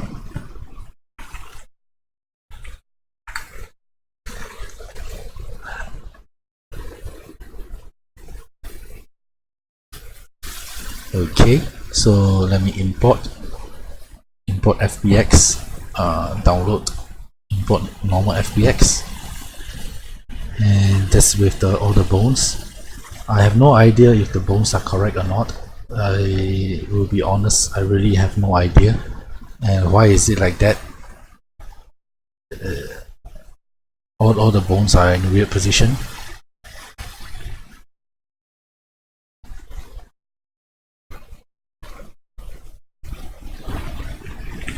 Sorry, it's something that I have not looked into before.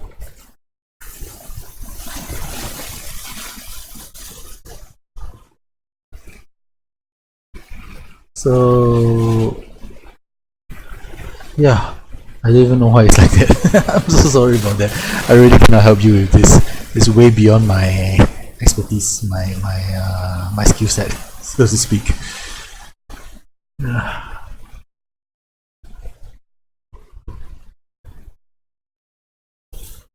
So I will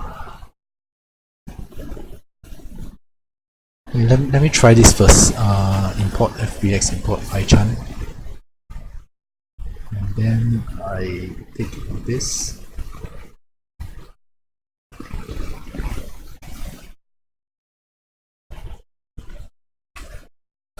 This is the normal. This is iChan. Then the normal.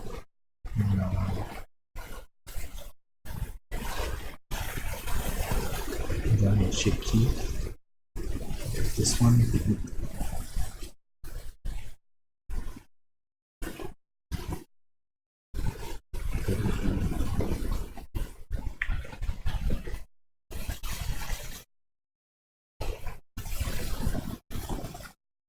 Okay, so at least this morph part is working. Then you probably just need to figure out why the bones are doing weird stuff here. Then export this as another FBX, and then import to SFM. And I'll be honest again, I have never worked with, I mean, I tried to do SFM models before, but because that one is more geared towards animation, and I have no idea how to do animation, so yeah, I never really worked about that, not worked with SFM before.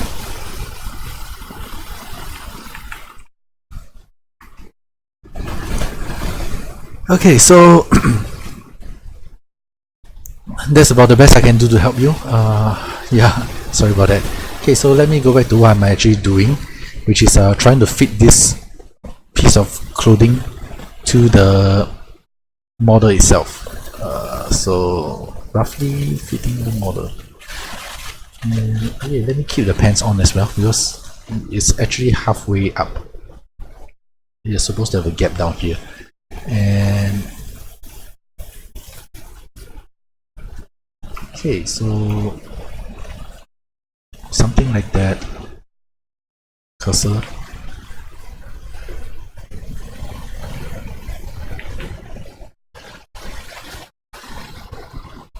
Okay, so if you notice down here, even if you do this right, you need to smoothen out this part also, because otherwise later it will be pretty messy if you don't. The rigging will be quite screwed up if you don't take care of that. So yeah.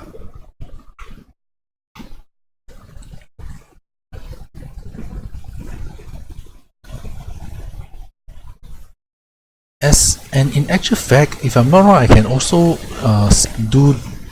In fact, I think I did it the last time. I actually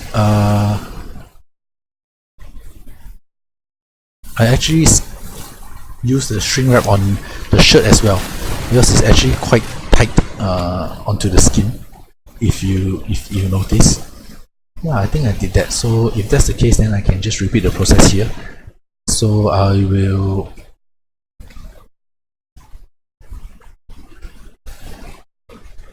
very roughly fit the clothing, something like that. Quite it's not gonna be very pretty. Then I will go to modifier and shrink wrap this thing.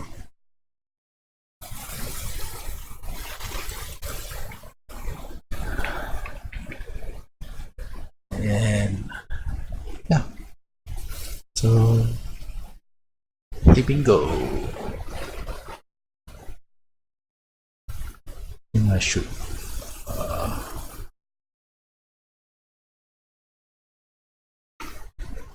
smoothen this part out so as to be able to, so it's not so,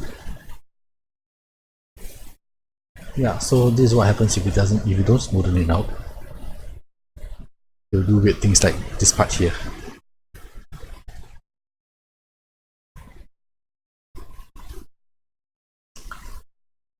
Okay,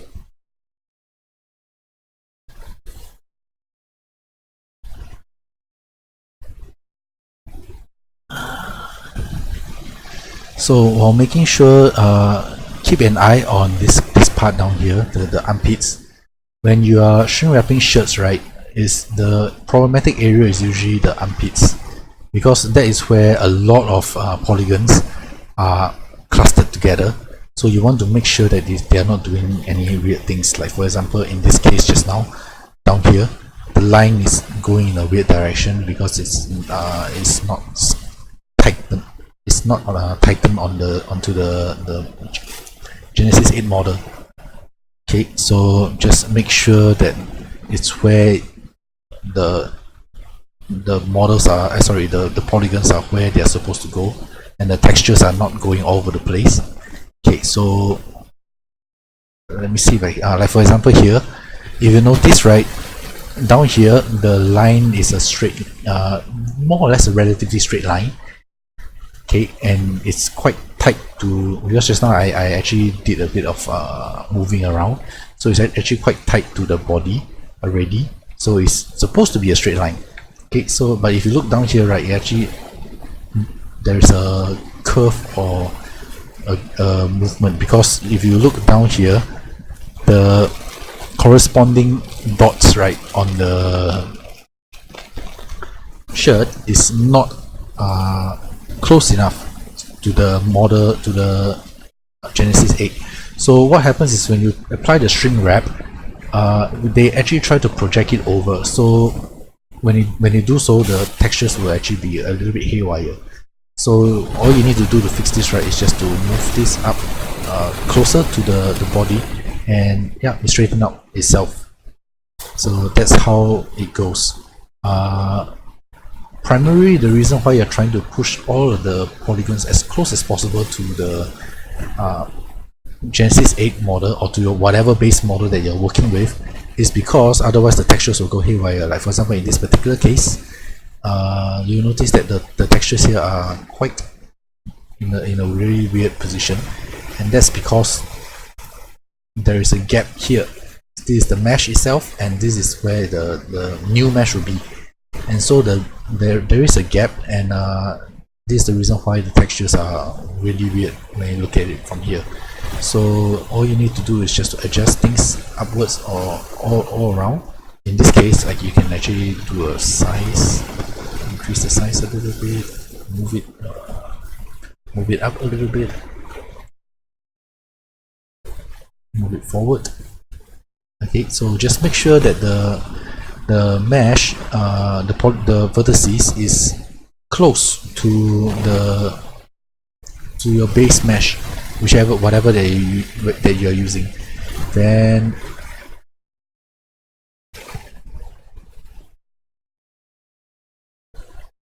that should do the job. Smoothen this out a little bit. Okay. And you don't really need to worry too much, because the polygon's not enough.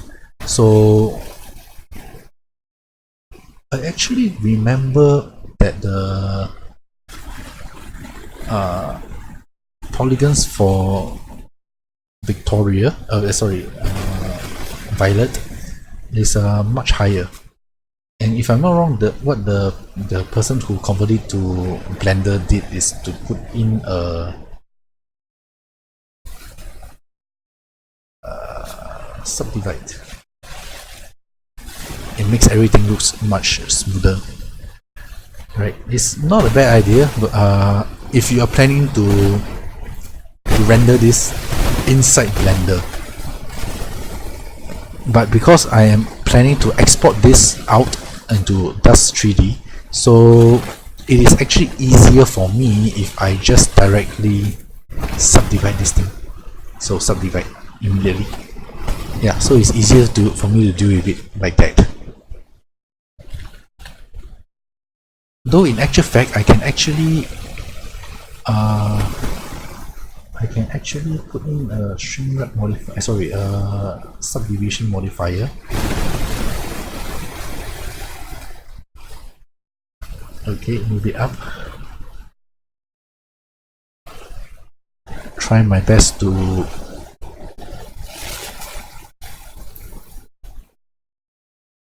make it fit the base model.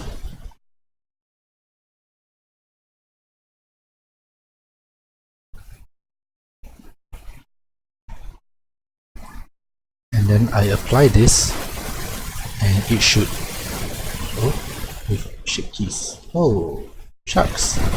There you go. You cannot apply with shape keys. So yeah, since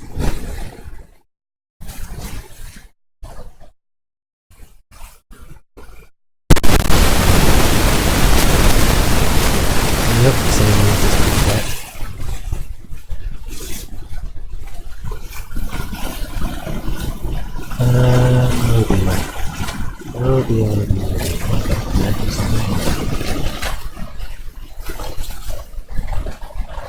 Okay, I think I screwed this up somehow. This is actually one of the shape keys mesh instead of the mesh. Let's see if I can.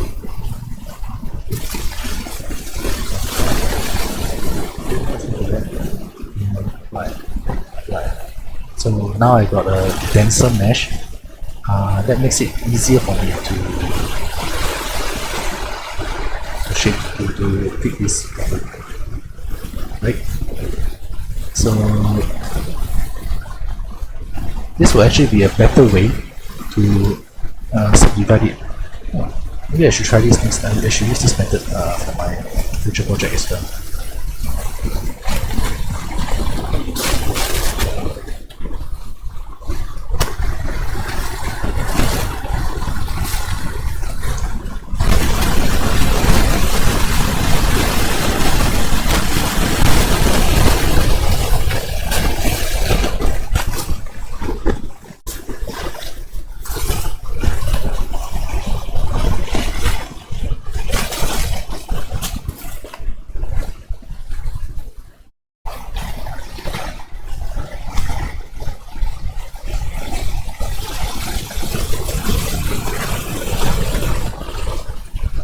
Okay, I actually think I have a way to deal with the problem just now. Let me see if it will work. I'm actually not very sure if it will work because it has to do with the different mesh. So let me give it a try first. If it doesn't work, then I'll do that. But to be honest, the commission is only for the clothing, it's not for the morphs. I don't think the person who commissioned this knows that there is such a thing. So I can cheat a little bit.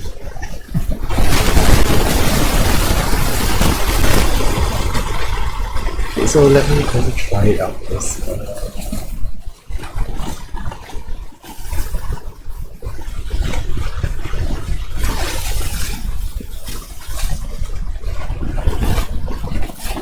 Something like that. Okay, relatively tight.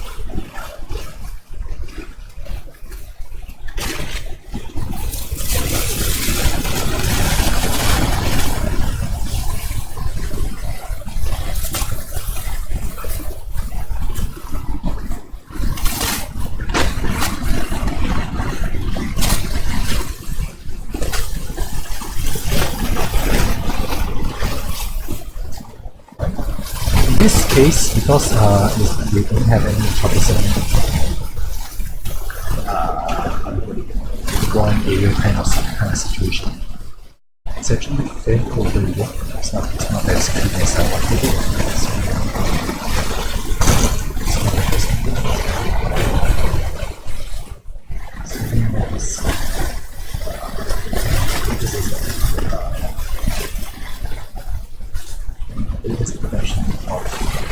simpler. Yeah, so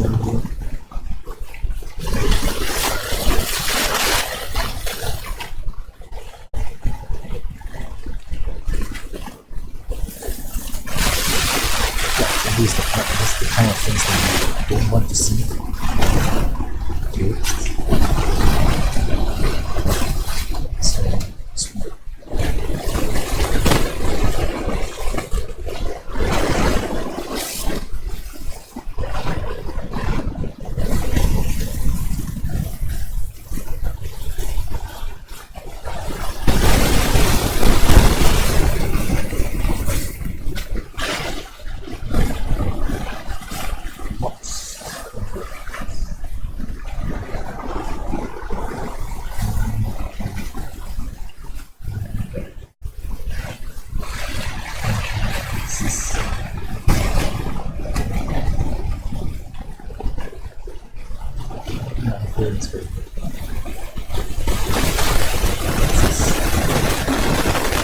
okay, so where was I?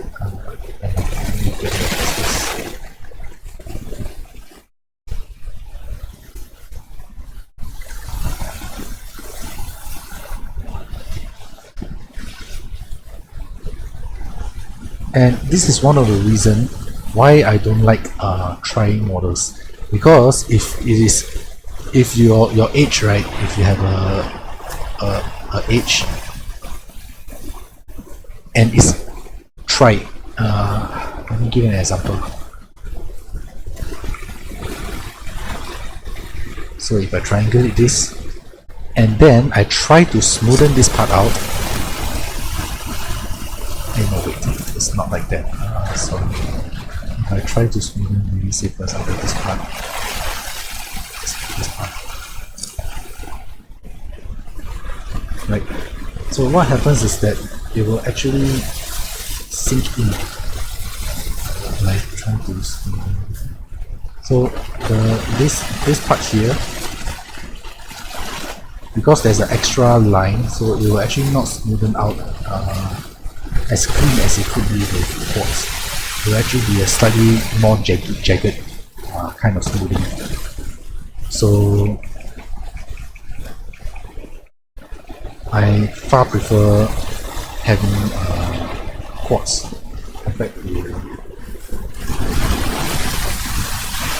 trites. But unfortunately, game engines almost all use trites, so I have to live with it. Can't be helped. Okay, so let me see. Have loop tools and flatten. And nope, it doesn't work that way. So let me smoothen out this a little bit. Okay, something else that is useful is you can extrude this part here. Okay, disable, move it down. And what this does, right, is that it will actually cover up all the gaps. For example, if you don't have this here, you have a gap between here and here, and between the shirt and the body, and it doesn't look very nice if you happen to render a image with that particular angle, and it doesn't look quite good. So one way to deal with it is, putting an additional extrude here, so that it will cover the part. Like here, for example, a small extrude, right? Cover up this part here. And the reason why you extrude and then you move it inside, so as to, if the particular angle is if some angles, if you look at it, because the extruded part is inwards, it won't look so weird. Because most of the low poly models is just directly 90 degrees down, and it's actually very obvious that it's just one poly to block what you're supposed to be looking at. So it doesn't look very nice. So if you move it a little bit inwards, it looks better. Yeah, so that's how it goes. So smoothen. Though I'm sure if you have worked with 3D before, should be fairly common knowledge already. Because almost every game or every model that I seen for games use the same method in order to hide that some of their shirt sleeves are not like some of the clothing's opening are not as tight as they could be, or just to show that they are not, it doesn't really fit into the model or the figure, the base figure that they have, right?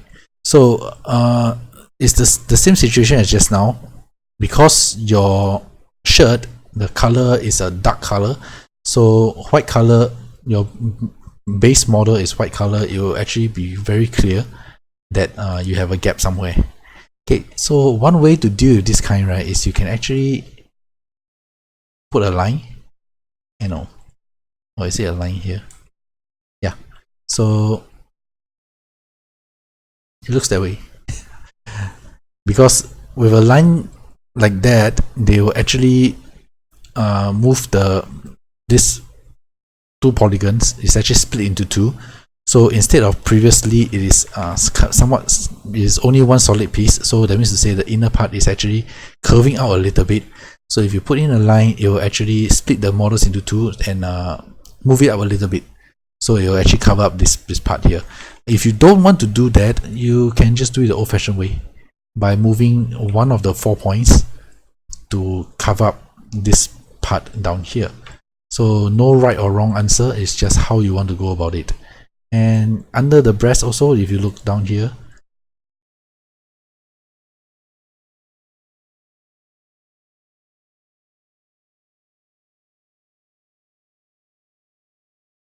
yeah, so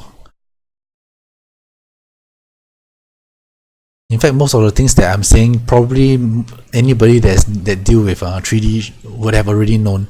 So I'm more or less just trying to fill the gap in trying to fill up the gap in an airspace, talking so that you won't feel so bored looking at me do things. Okay, so roughly this is how I go about with the shirt, and once this is done, I'll just export this shirt, and yeah, so that's everything. So you've got a whole lot down here. So now I'm opening the Dust Studio, and I'll transfer over all the morphs, all the model there.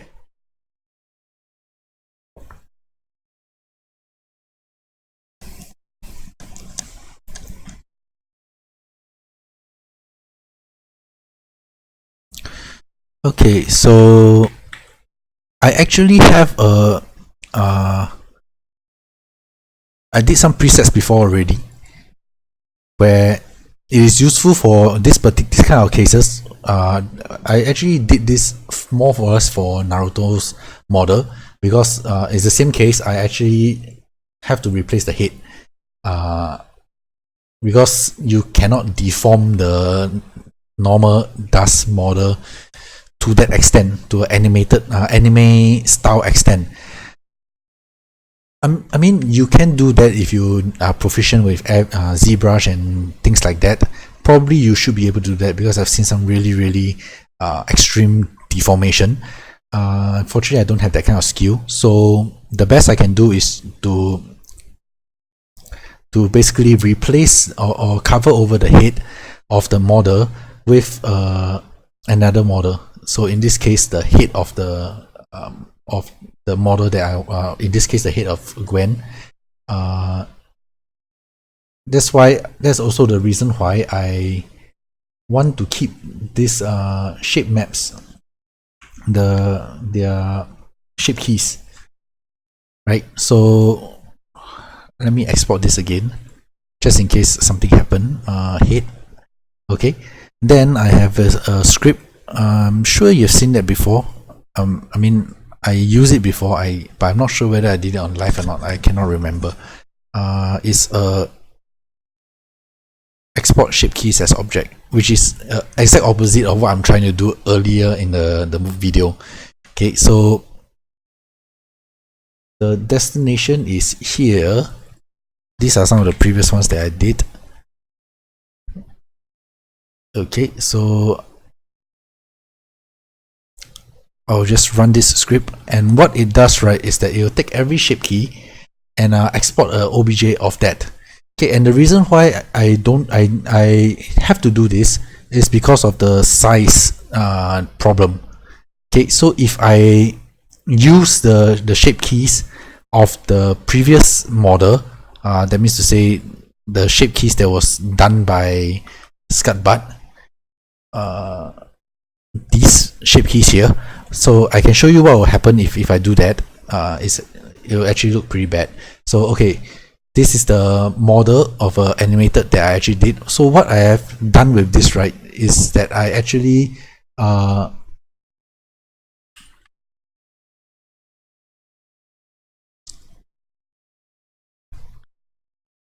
taken these few templates, okay, which is the eyes, the mouth, basically the front of the head. The back of the head is actually connected to the torso, so I can't do much about it. But all these templates, right, and I put the opacity strength to 0 so that it's transparent. And I also remove the bump map for reasons that I actually explained in another video before, but I'll just reiterate here.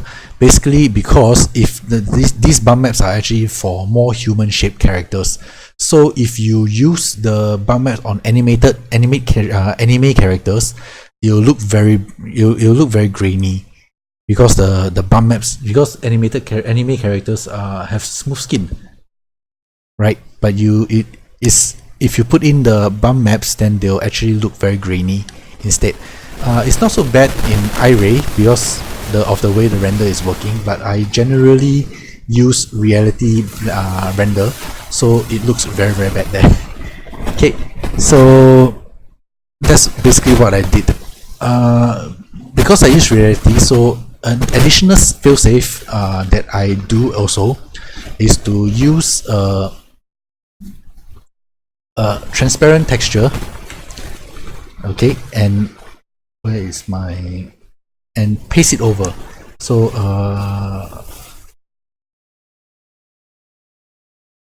Ben 10 textures. Okay, so this is an additional failsafe, because with a transparent texture, then nothing will be rendered at all from these few parts. Okay, so next I will import the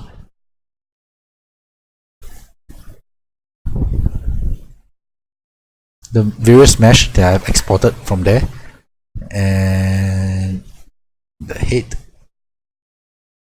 okay, and the shirt, and the pants, and the shoes. Okay, so the reason why I cannot use the original is if I put in the morphs here. So let me just throw in one of the morphs, like for example this one, okay, and the geometry doesn't match, so I can't use it anyway. Yeah, so even if I did, right, because of the size difference, if I key in the morph, then this head will actually explode to a humongous head because of the size differences. Okay, this particular aspect, right, caused me a lot of headache when I first started off, because the tutorial at that time that I was following actually uses XNA LoRa, that program, to do expressions.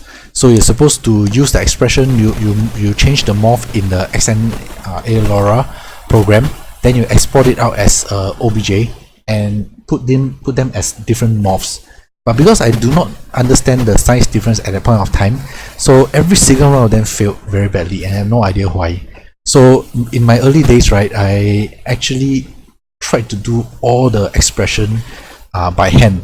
So if I can show you my my early days model, custom Naruto. I'm not sure whether I still have those. models, or if I've actually deleted the whole lot already. I think I deleted the whole lot already.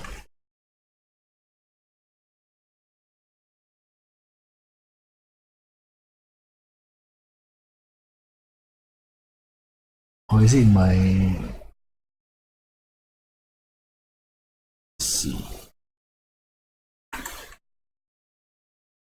Yeah, I think I've deleted off all my old models. So last time what I did, right, is I actually have multiple heads with different expressions, all key in, all done using Blender manually for the expressions, all of them, and then I will load the different head in as a separate model every single time because I have no idea how to do morphs at that point of time. Right. So after I figure out and learn how to do morphs, it makes my life so much easier. Yeah, I don't need to worry about different sizes. I don't need to worry about, you know, fitting the hair to the head, things like that. So it makes things a lot easier for me after I learn how to do this. Previously, when I have no idea how to do this, then yeah, it gives me a heck of a lot of headache. So the first part of 2000, in fact, I only learned how to do morphs maybe late 2017, middle 2017, around there, September, around that period. Before that, every single one of them are all manually created expressions, different heads all over the place. Yeah. Okay, so I've created the morphs for here, and they are all inside here. So there we go. So that's how it works. Okay, so edit mode and set min max. I usually like to do this one shot. It makes things a lot easier. Previously, I also have no idea. I actually changed the name one by one. Previously, I do not know about this edit mode. So what I did is that I go to parameter setting and then I change everything here, and I'll go to the next one, and you know, it takes a lot of time. So in the end, after I figure out the edit mode, it makes things so much easier for me. Okay, so for example, expression, and except every single one of them will change the folder into expressions, right? So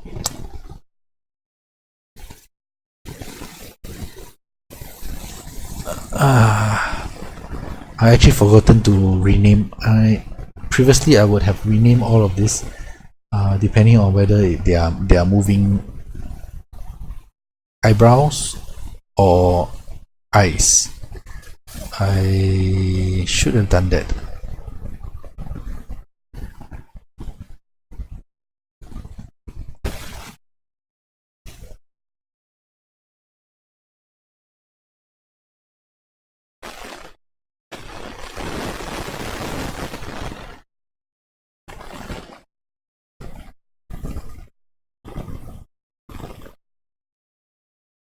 So this is mouth. This is eyes.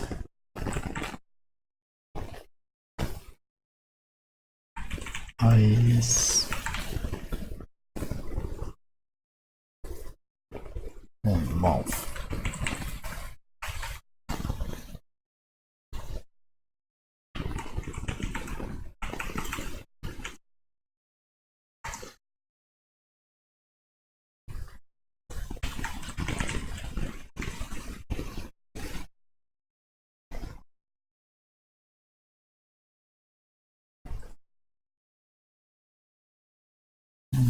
Mouth.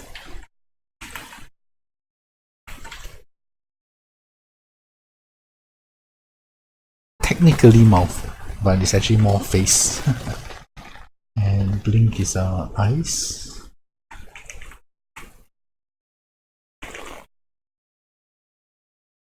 And mouth, eyes.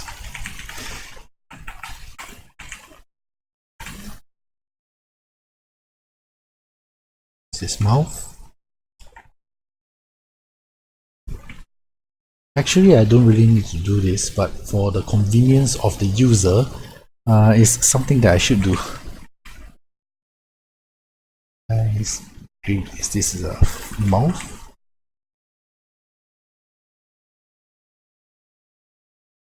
also mouth.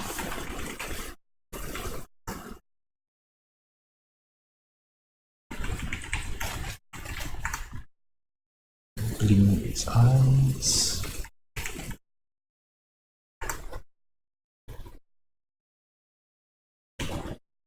Eyes.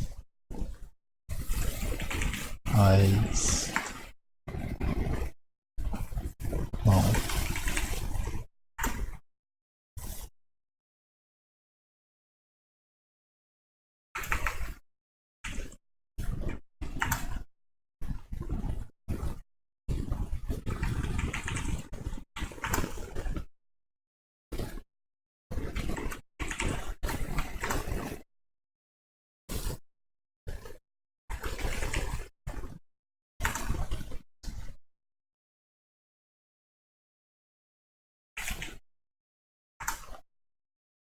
Mouth. Mouth.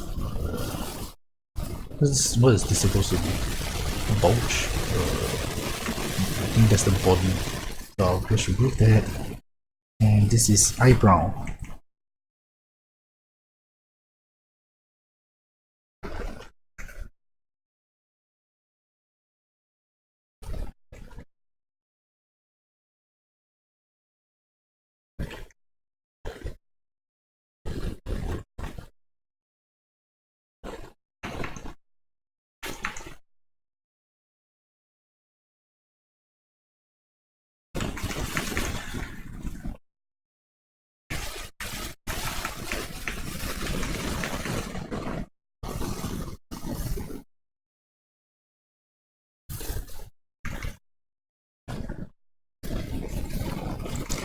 Okay, so the reason why I did this, right?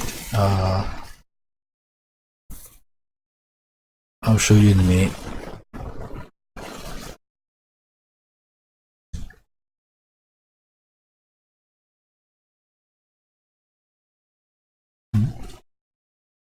This is your masterpiece, Scarlet.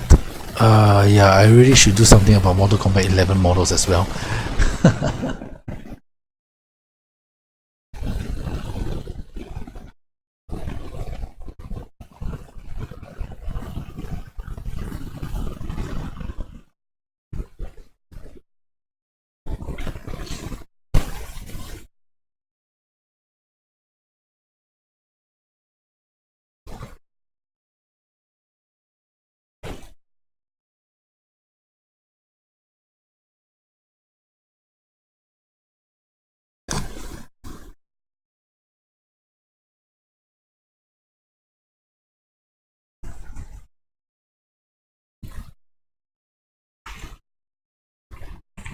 Though if I were to do that conversion, I couldn't use the original.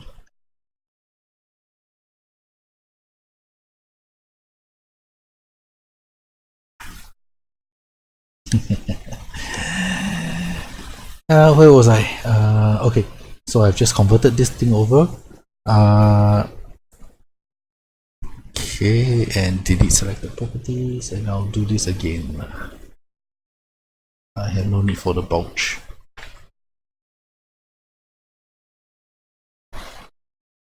Okay. I think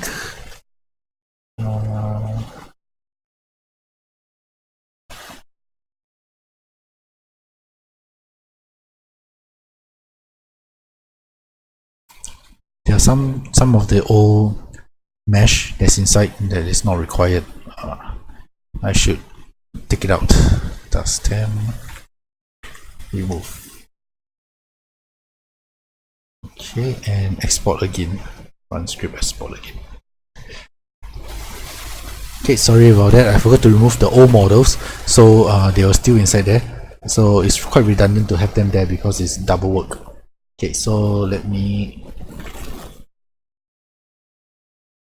Okay, so this is the reason why I have this like that, because after you import the all the different morphs, they are actually renamed already. So what happens is I can just let me set this first, 0,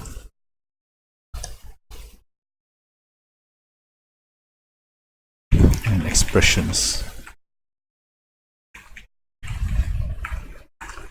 Okay, so what happens is that because all of these are already selected, so I can just do this and eyebrow. Okay, so in the future it's easier for you to find which particular expressions you are looking for, right? So as mentioned, it's a bit more troublesome for me, but for the user it's easier. Okay, so that's the mouth, properties, mouth. Okay, so that's done. Then next will be to put in the textures for this thing. So Gwen will have a whole bunch of textures here, and I'll need to transfer the textures over. Just give me a moment, I forgot about that. Download, is it in download? Let me delete this. Gwen, yep, textures.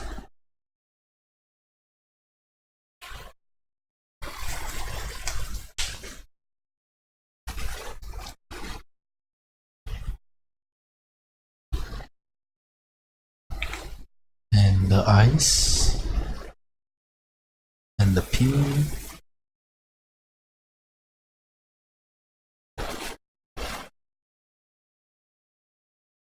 And what is this?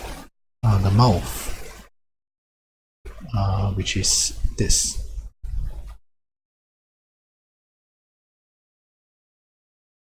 Okay, so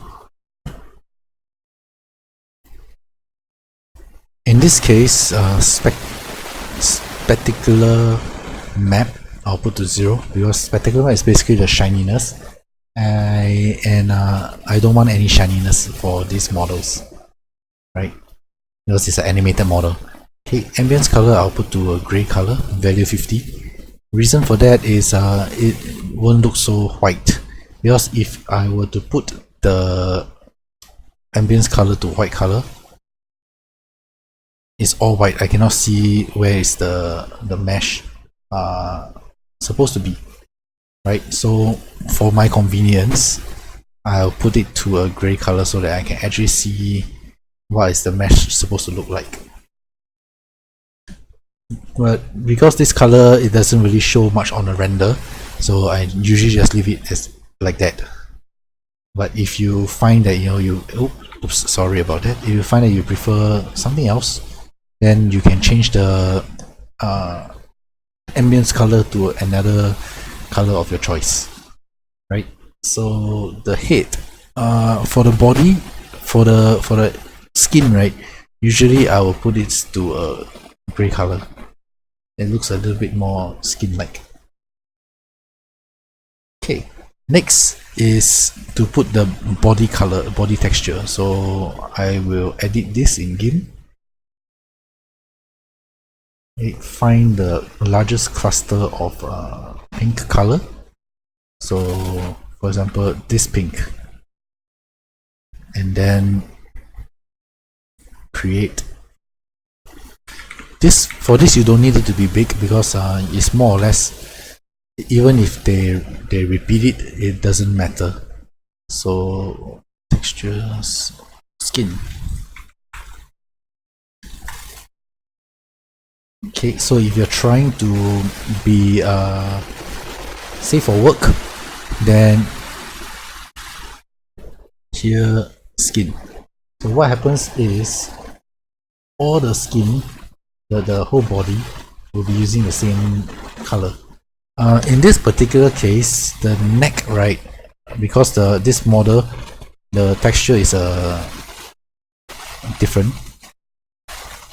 Put a pink color down here. So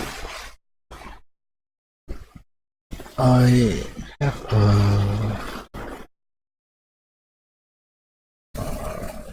the model. dear, where did I put it? Work in progress.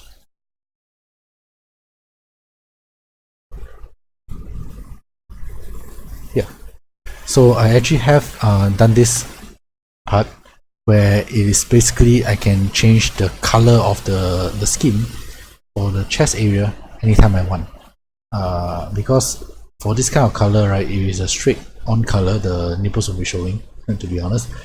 Okay, and with this, right, you can actually show the nipple color. Okay, but in this particular case, normally what I would do is I will leave this alone, and then after I render this part, right, I will smoothen out the colors gradient between the head and the neck post-process. That means to use the GIMP again and smoothen out the colors from there. It's easier for me. But if you find when you're working, right, and you find this one is too distracting or it doesn't look very nice to you, then you would have to go to GIMP and manually paint in the pink color here, the excess pink color, and gradually fade into this beige color. But I honestly am too lazy to do such a thing, so I will do that in post-process work. It's much easier for me that way, because sometimes you only see like for example, if you put it in this angle, you can't see anything at all already. Even if you put it at this angle, you just need to smoothen out this part of the picture, and you're done. So yeah, so that's basically how it works. Okay, so here I put in the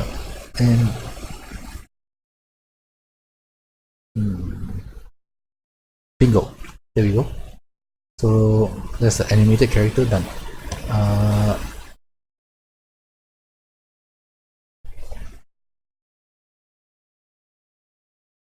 So the hair goes to the head.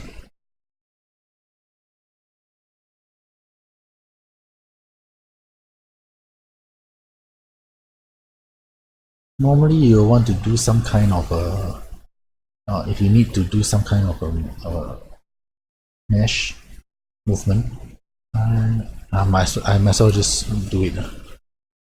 Okay, so edit rigging, convert props.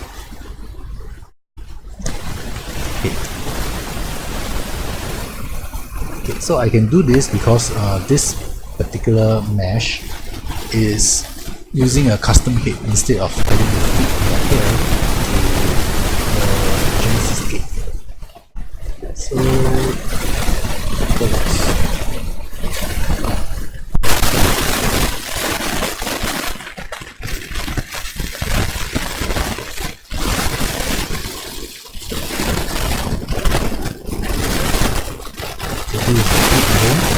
and in this case, the hair you want to move right is here and here.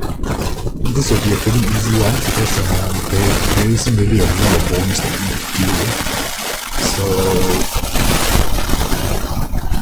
right here, 0, 1. Okay, so I just need to move this here, align nodes.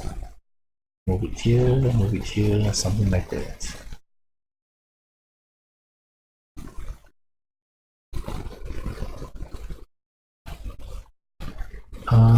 Might as well make it 2 bones.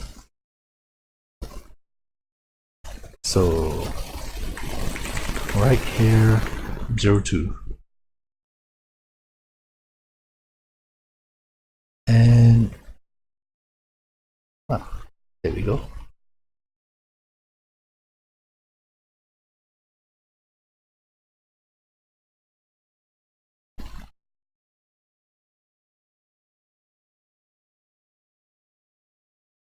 Okay.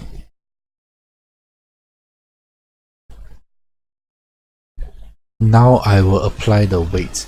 Used to be that last time what I'll do is I will actually block out here before I start moving the coloring the weight maps. So I can still do this actually, because in this particular case the the hair is actually quite angular, so I can still do this. But what I like to do nowadays, right, is I will go to the parameters and move the bones. So say for example, drool it out a little bit, then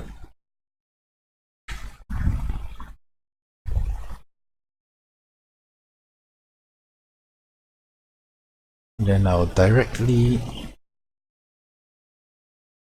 paint the bones there directly onto it.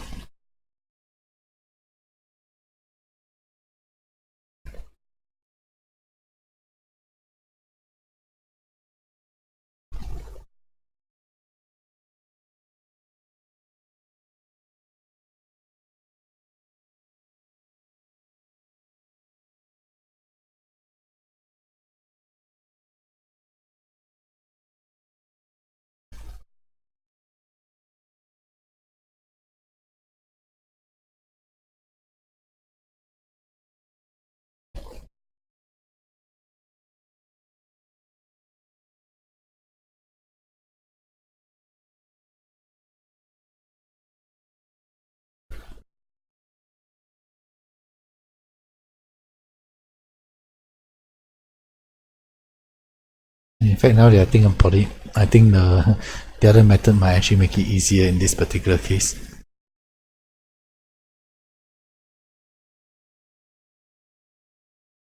Yeah, I should have done it this way.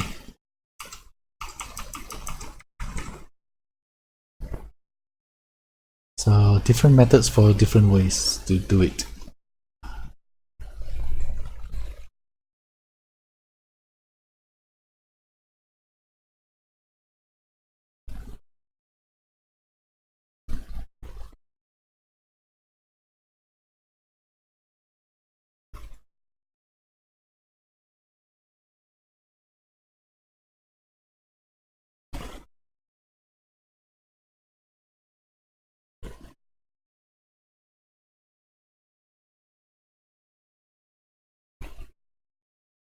Wait, edit, fill in, fill 100%.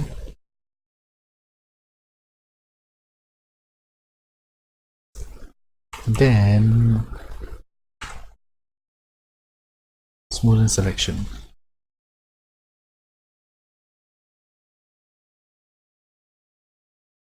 Okay, so with this you have a pretty smooth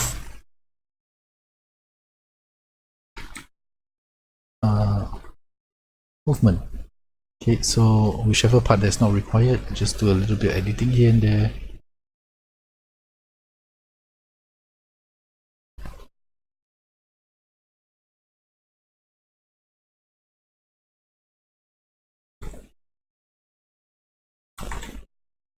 And that's how you rig your model. Pretty fast, pretty straightforward. Though again, it took me a heck of a long time to actually learn how to do this. Oops. Oh, oops.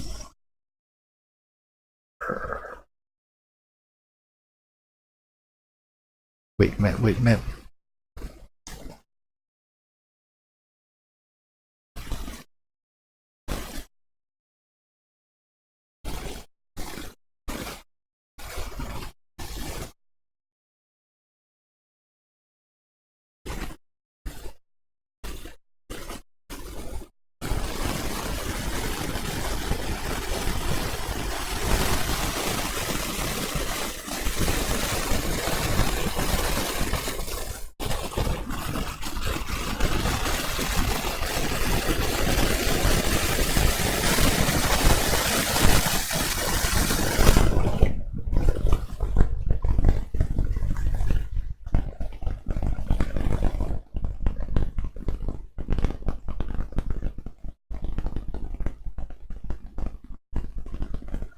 Okay, so something like that. Fill.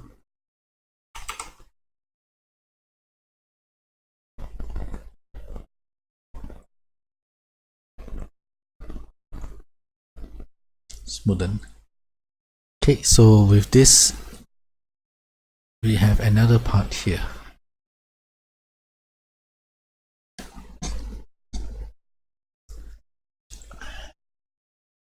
Then again, the back part. So new bones, back hair 01. In this case, I think I only need one because the hair is actually fairly short. Let's see. Here, as I don't need it to move around too much, as long as you can move this bottom part of the hair left and right, that should be enough. So somewhat like that. And we say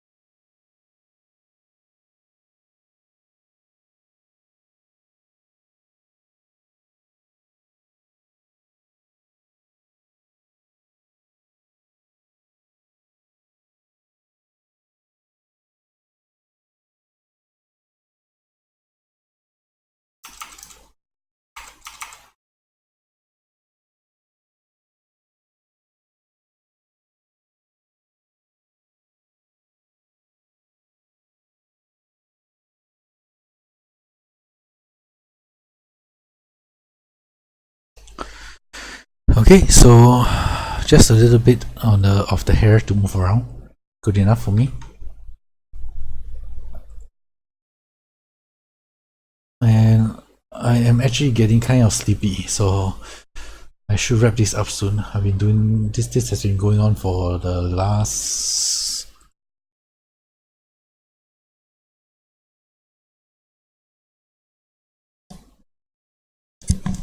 microphone broke. Okay.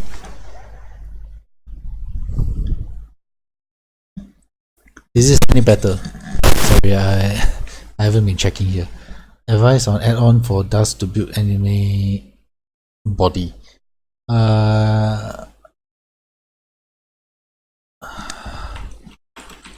For anime body,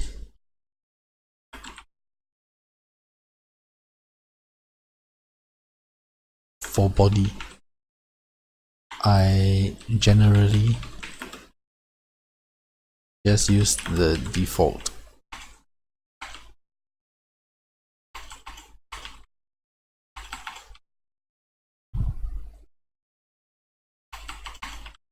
And add shape morphs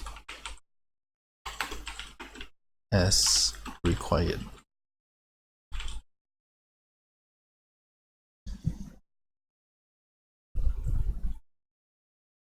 MMD Shuten Dojin. Yeah, MMD bodies are a headache because they are so thin. I mean, MMD models, I have no idea why, but their models are always very thin, and the clothing that's fitted for MMD, right, it's quite hard to change it over to for Dust 3D. But I have done my fair share. For example, I actually have I can't remember what's the girl's name, the bad guy character, Selena or something like that. The bad guy character for Ruby. I managed to fit her clothing to Dust model. So yeah, but for MMD, I try my best. Microphone broke with noise. I have no idea what's this part. Because I actually shut off all the sound so that we won't have double feedback. And I can't do weight mapping in Blender because you cannot transfer the weight map from Blender into Dust. You have to do the weight mapping in Dust. It's one of the problems I have with Dust 3D, but can't be helped because that's the way the import, how to put it, there's no way to import any weight maps from other places into Dust. So yeah, you don't really have a choice.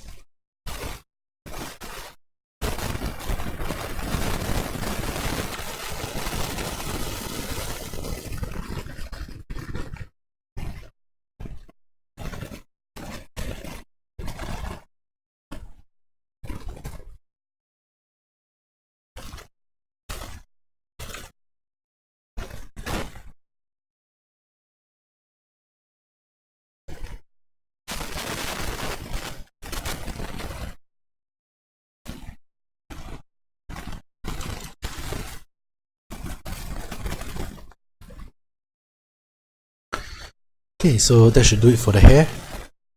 And what I like to do at this point of time usually is to save the base model. So, like for example, this is the base model. Say so, Gwen hair, head, and Gwen. Okay. Then I'll save this thing. Let me put it properly.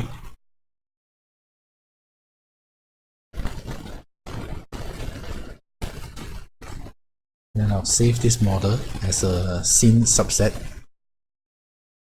so that all the head and all that will still be there when you load in a new model. Okay, so Ben 10, Gwen. Okay, so just the model itself only. Then next will be the clothing. So let me transfer the rigging to the shirt.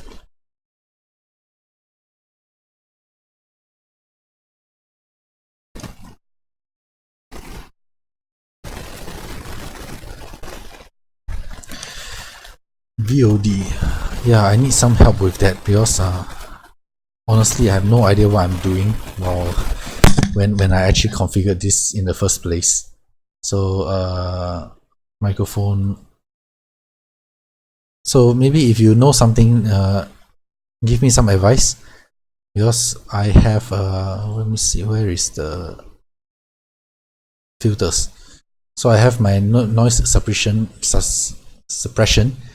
at -45, and noise gate is setting is like that, and I have no idea whether it's okay or not, because I can't really test properly whether the how do I put it.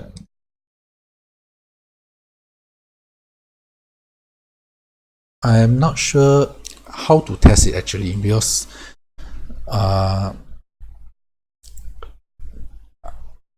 I just started doing live streaming not too long ago, and still a lot of things I still need to learn.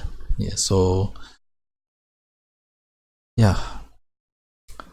So if you have any like good values for the noise gate or for the thresholds, for the suppression and all that, yeah, just let me know. Or if you know that there's a tutorial somewhere that gives workable values, you can let me know also, so I can improve on that from here. So just to let you know, my mic is actually one of those gamer headphones, so it's not the best mic ever, but I think it's workable. When you punch it, so does that mean I need to buy a new mic? Does that mean I need a new mic?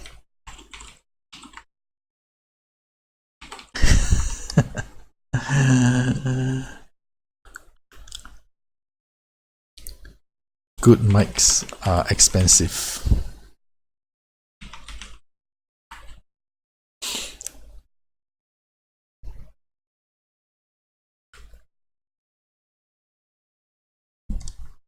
Okay. Something to invest in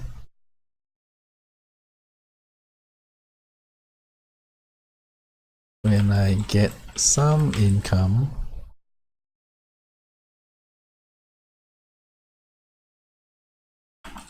from YouTube.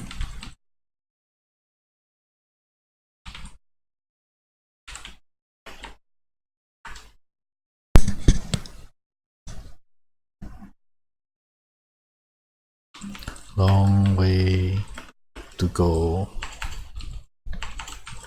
for that.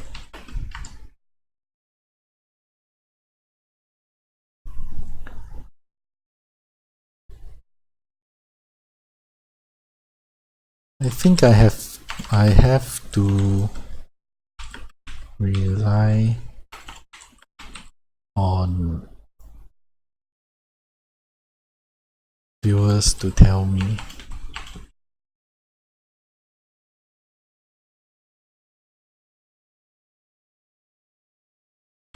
Because I cannot have sound on.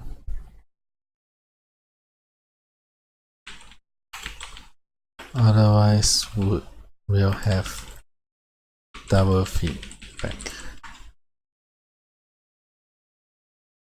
Yeah, so something like that. Where was I? Okay, shoes.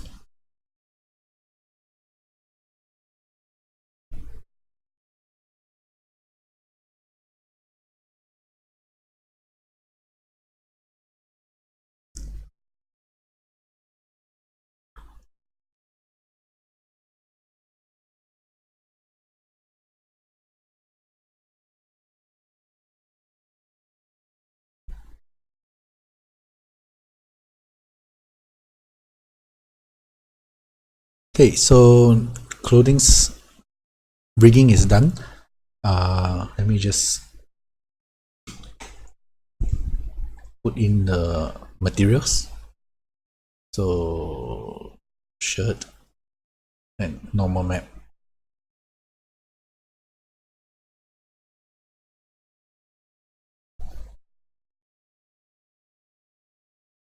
It's very simple, very straightforward. Pants, same thing.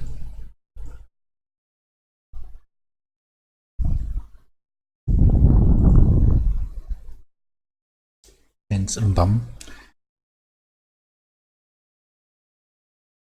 Shoes, same thing.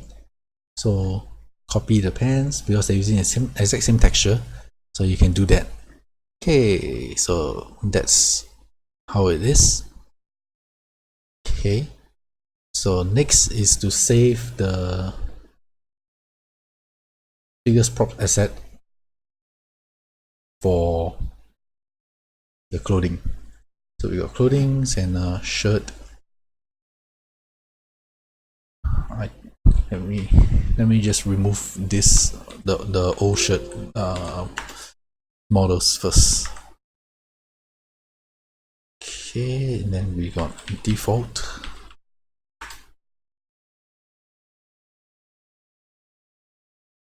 And shirt. Okay, so previously I actually made a lot of mistakes while trying to get the data. So now I figured out a way that you'll be able to do that easier. So Gwen shirt. Okay, in this case I already have that here. So it's easier to, or rather I should say it's safer, much safer to do this. That means to say you manually create the folder inside the data folder, right? Then you copy the link here and paste it here, so you won't go wrong. Because otherwise there's a number of times, right, where because I'm keying manually, so the product names here and all that is wrong. And what happens is that when I try to share it, because if the product name is wrong, right, and then you appear in another folder somewhere else here. Let's say for example a project folder or something down here. Then if I'm just sharing this folder, then whatever that is left out in other folders will not be included. So that caused me a bit of problems. People complaining.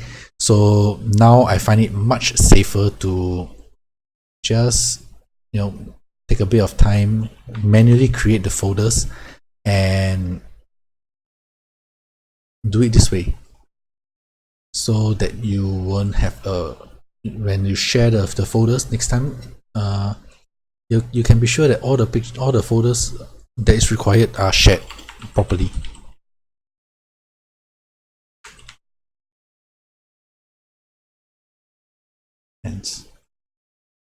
Forgive me if I start to not make any sense. I'm starting to get a bit tired already.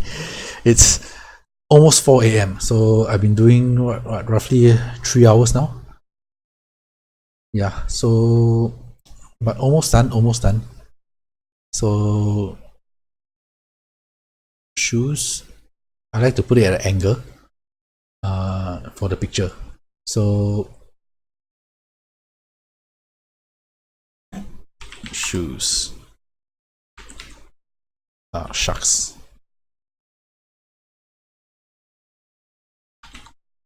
So shoes.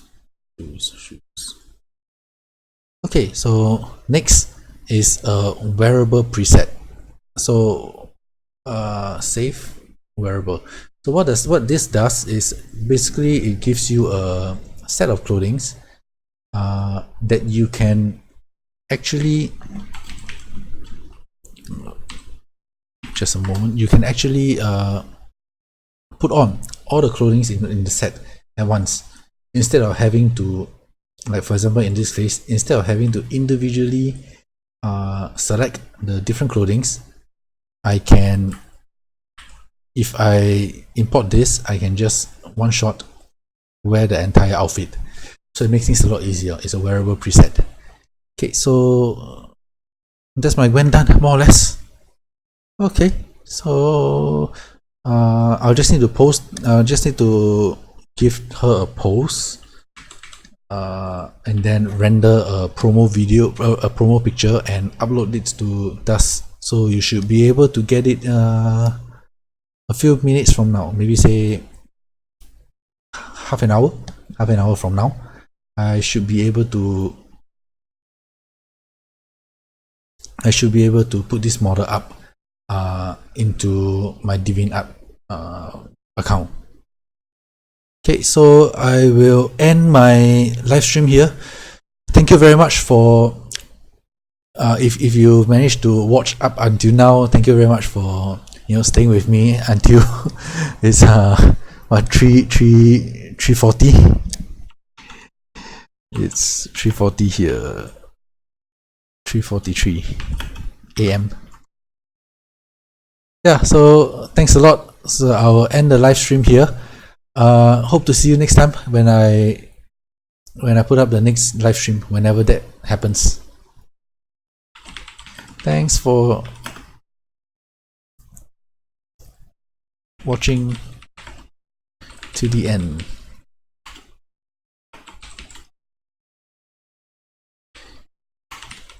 See you next time. Okay, so I'm ending the live stream now. Thank you very much. Bye bye.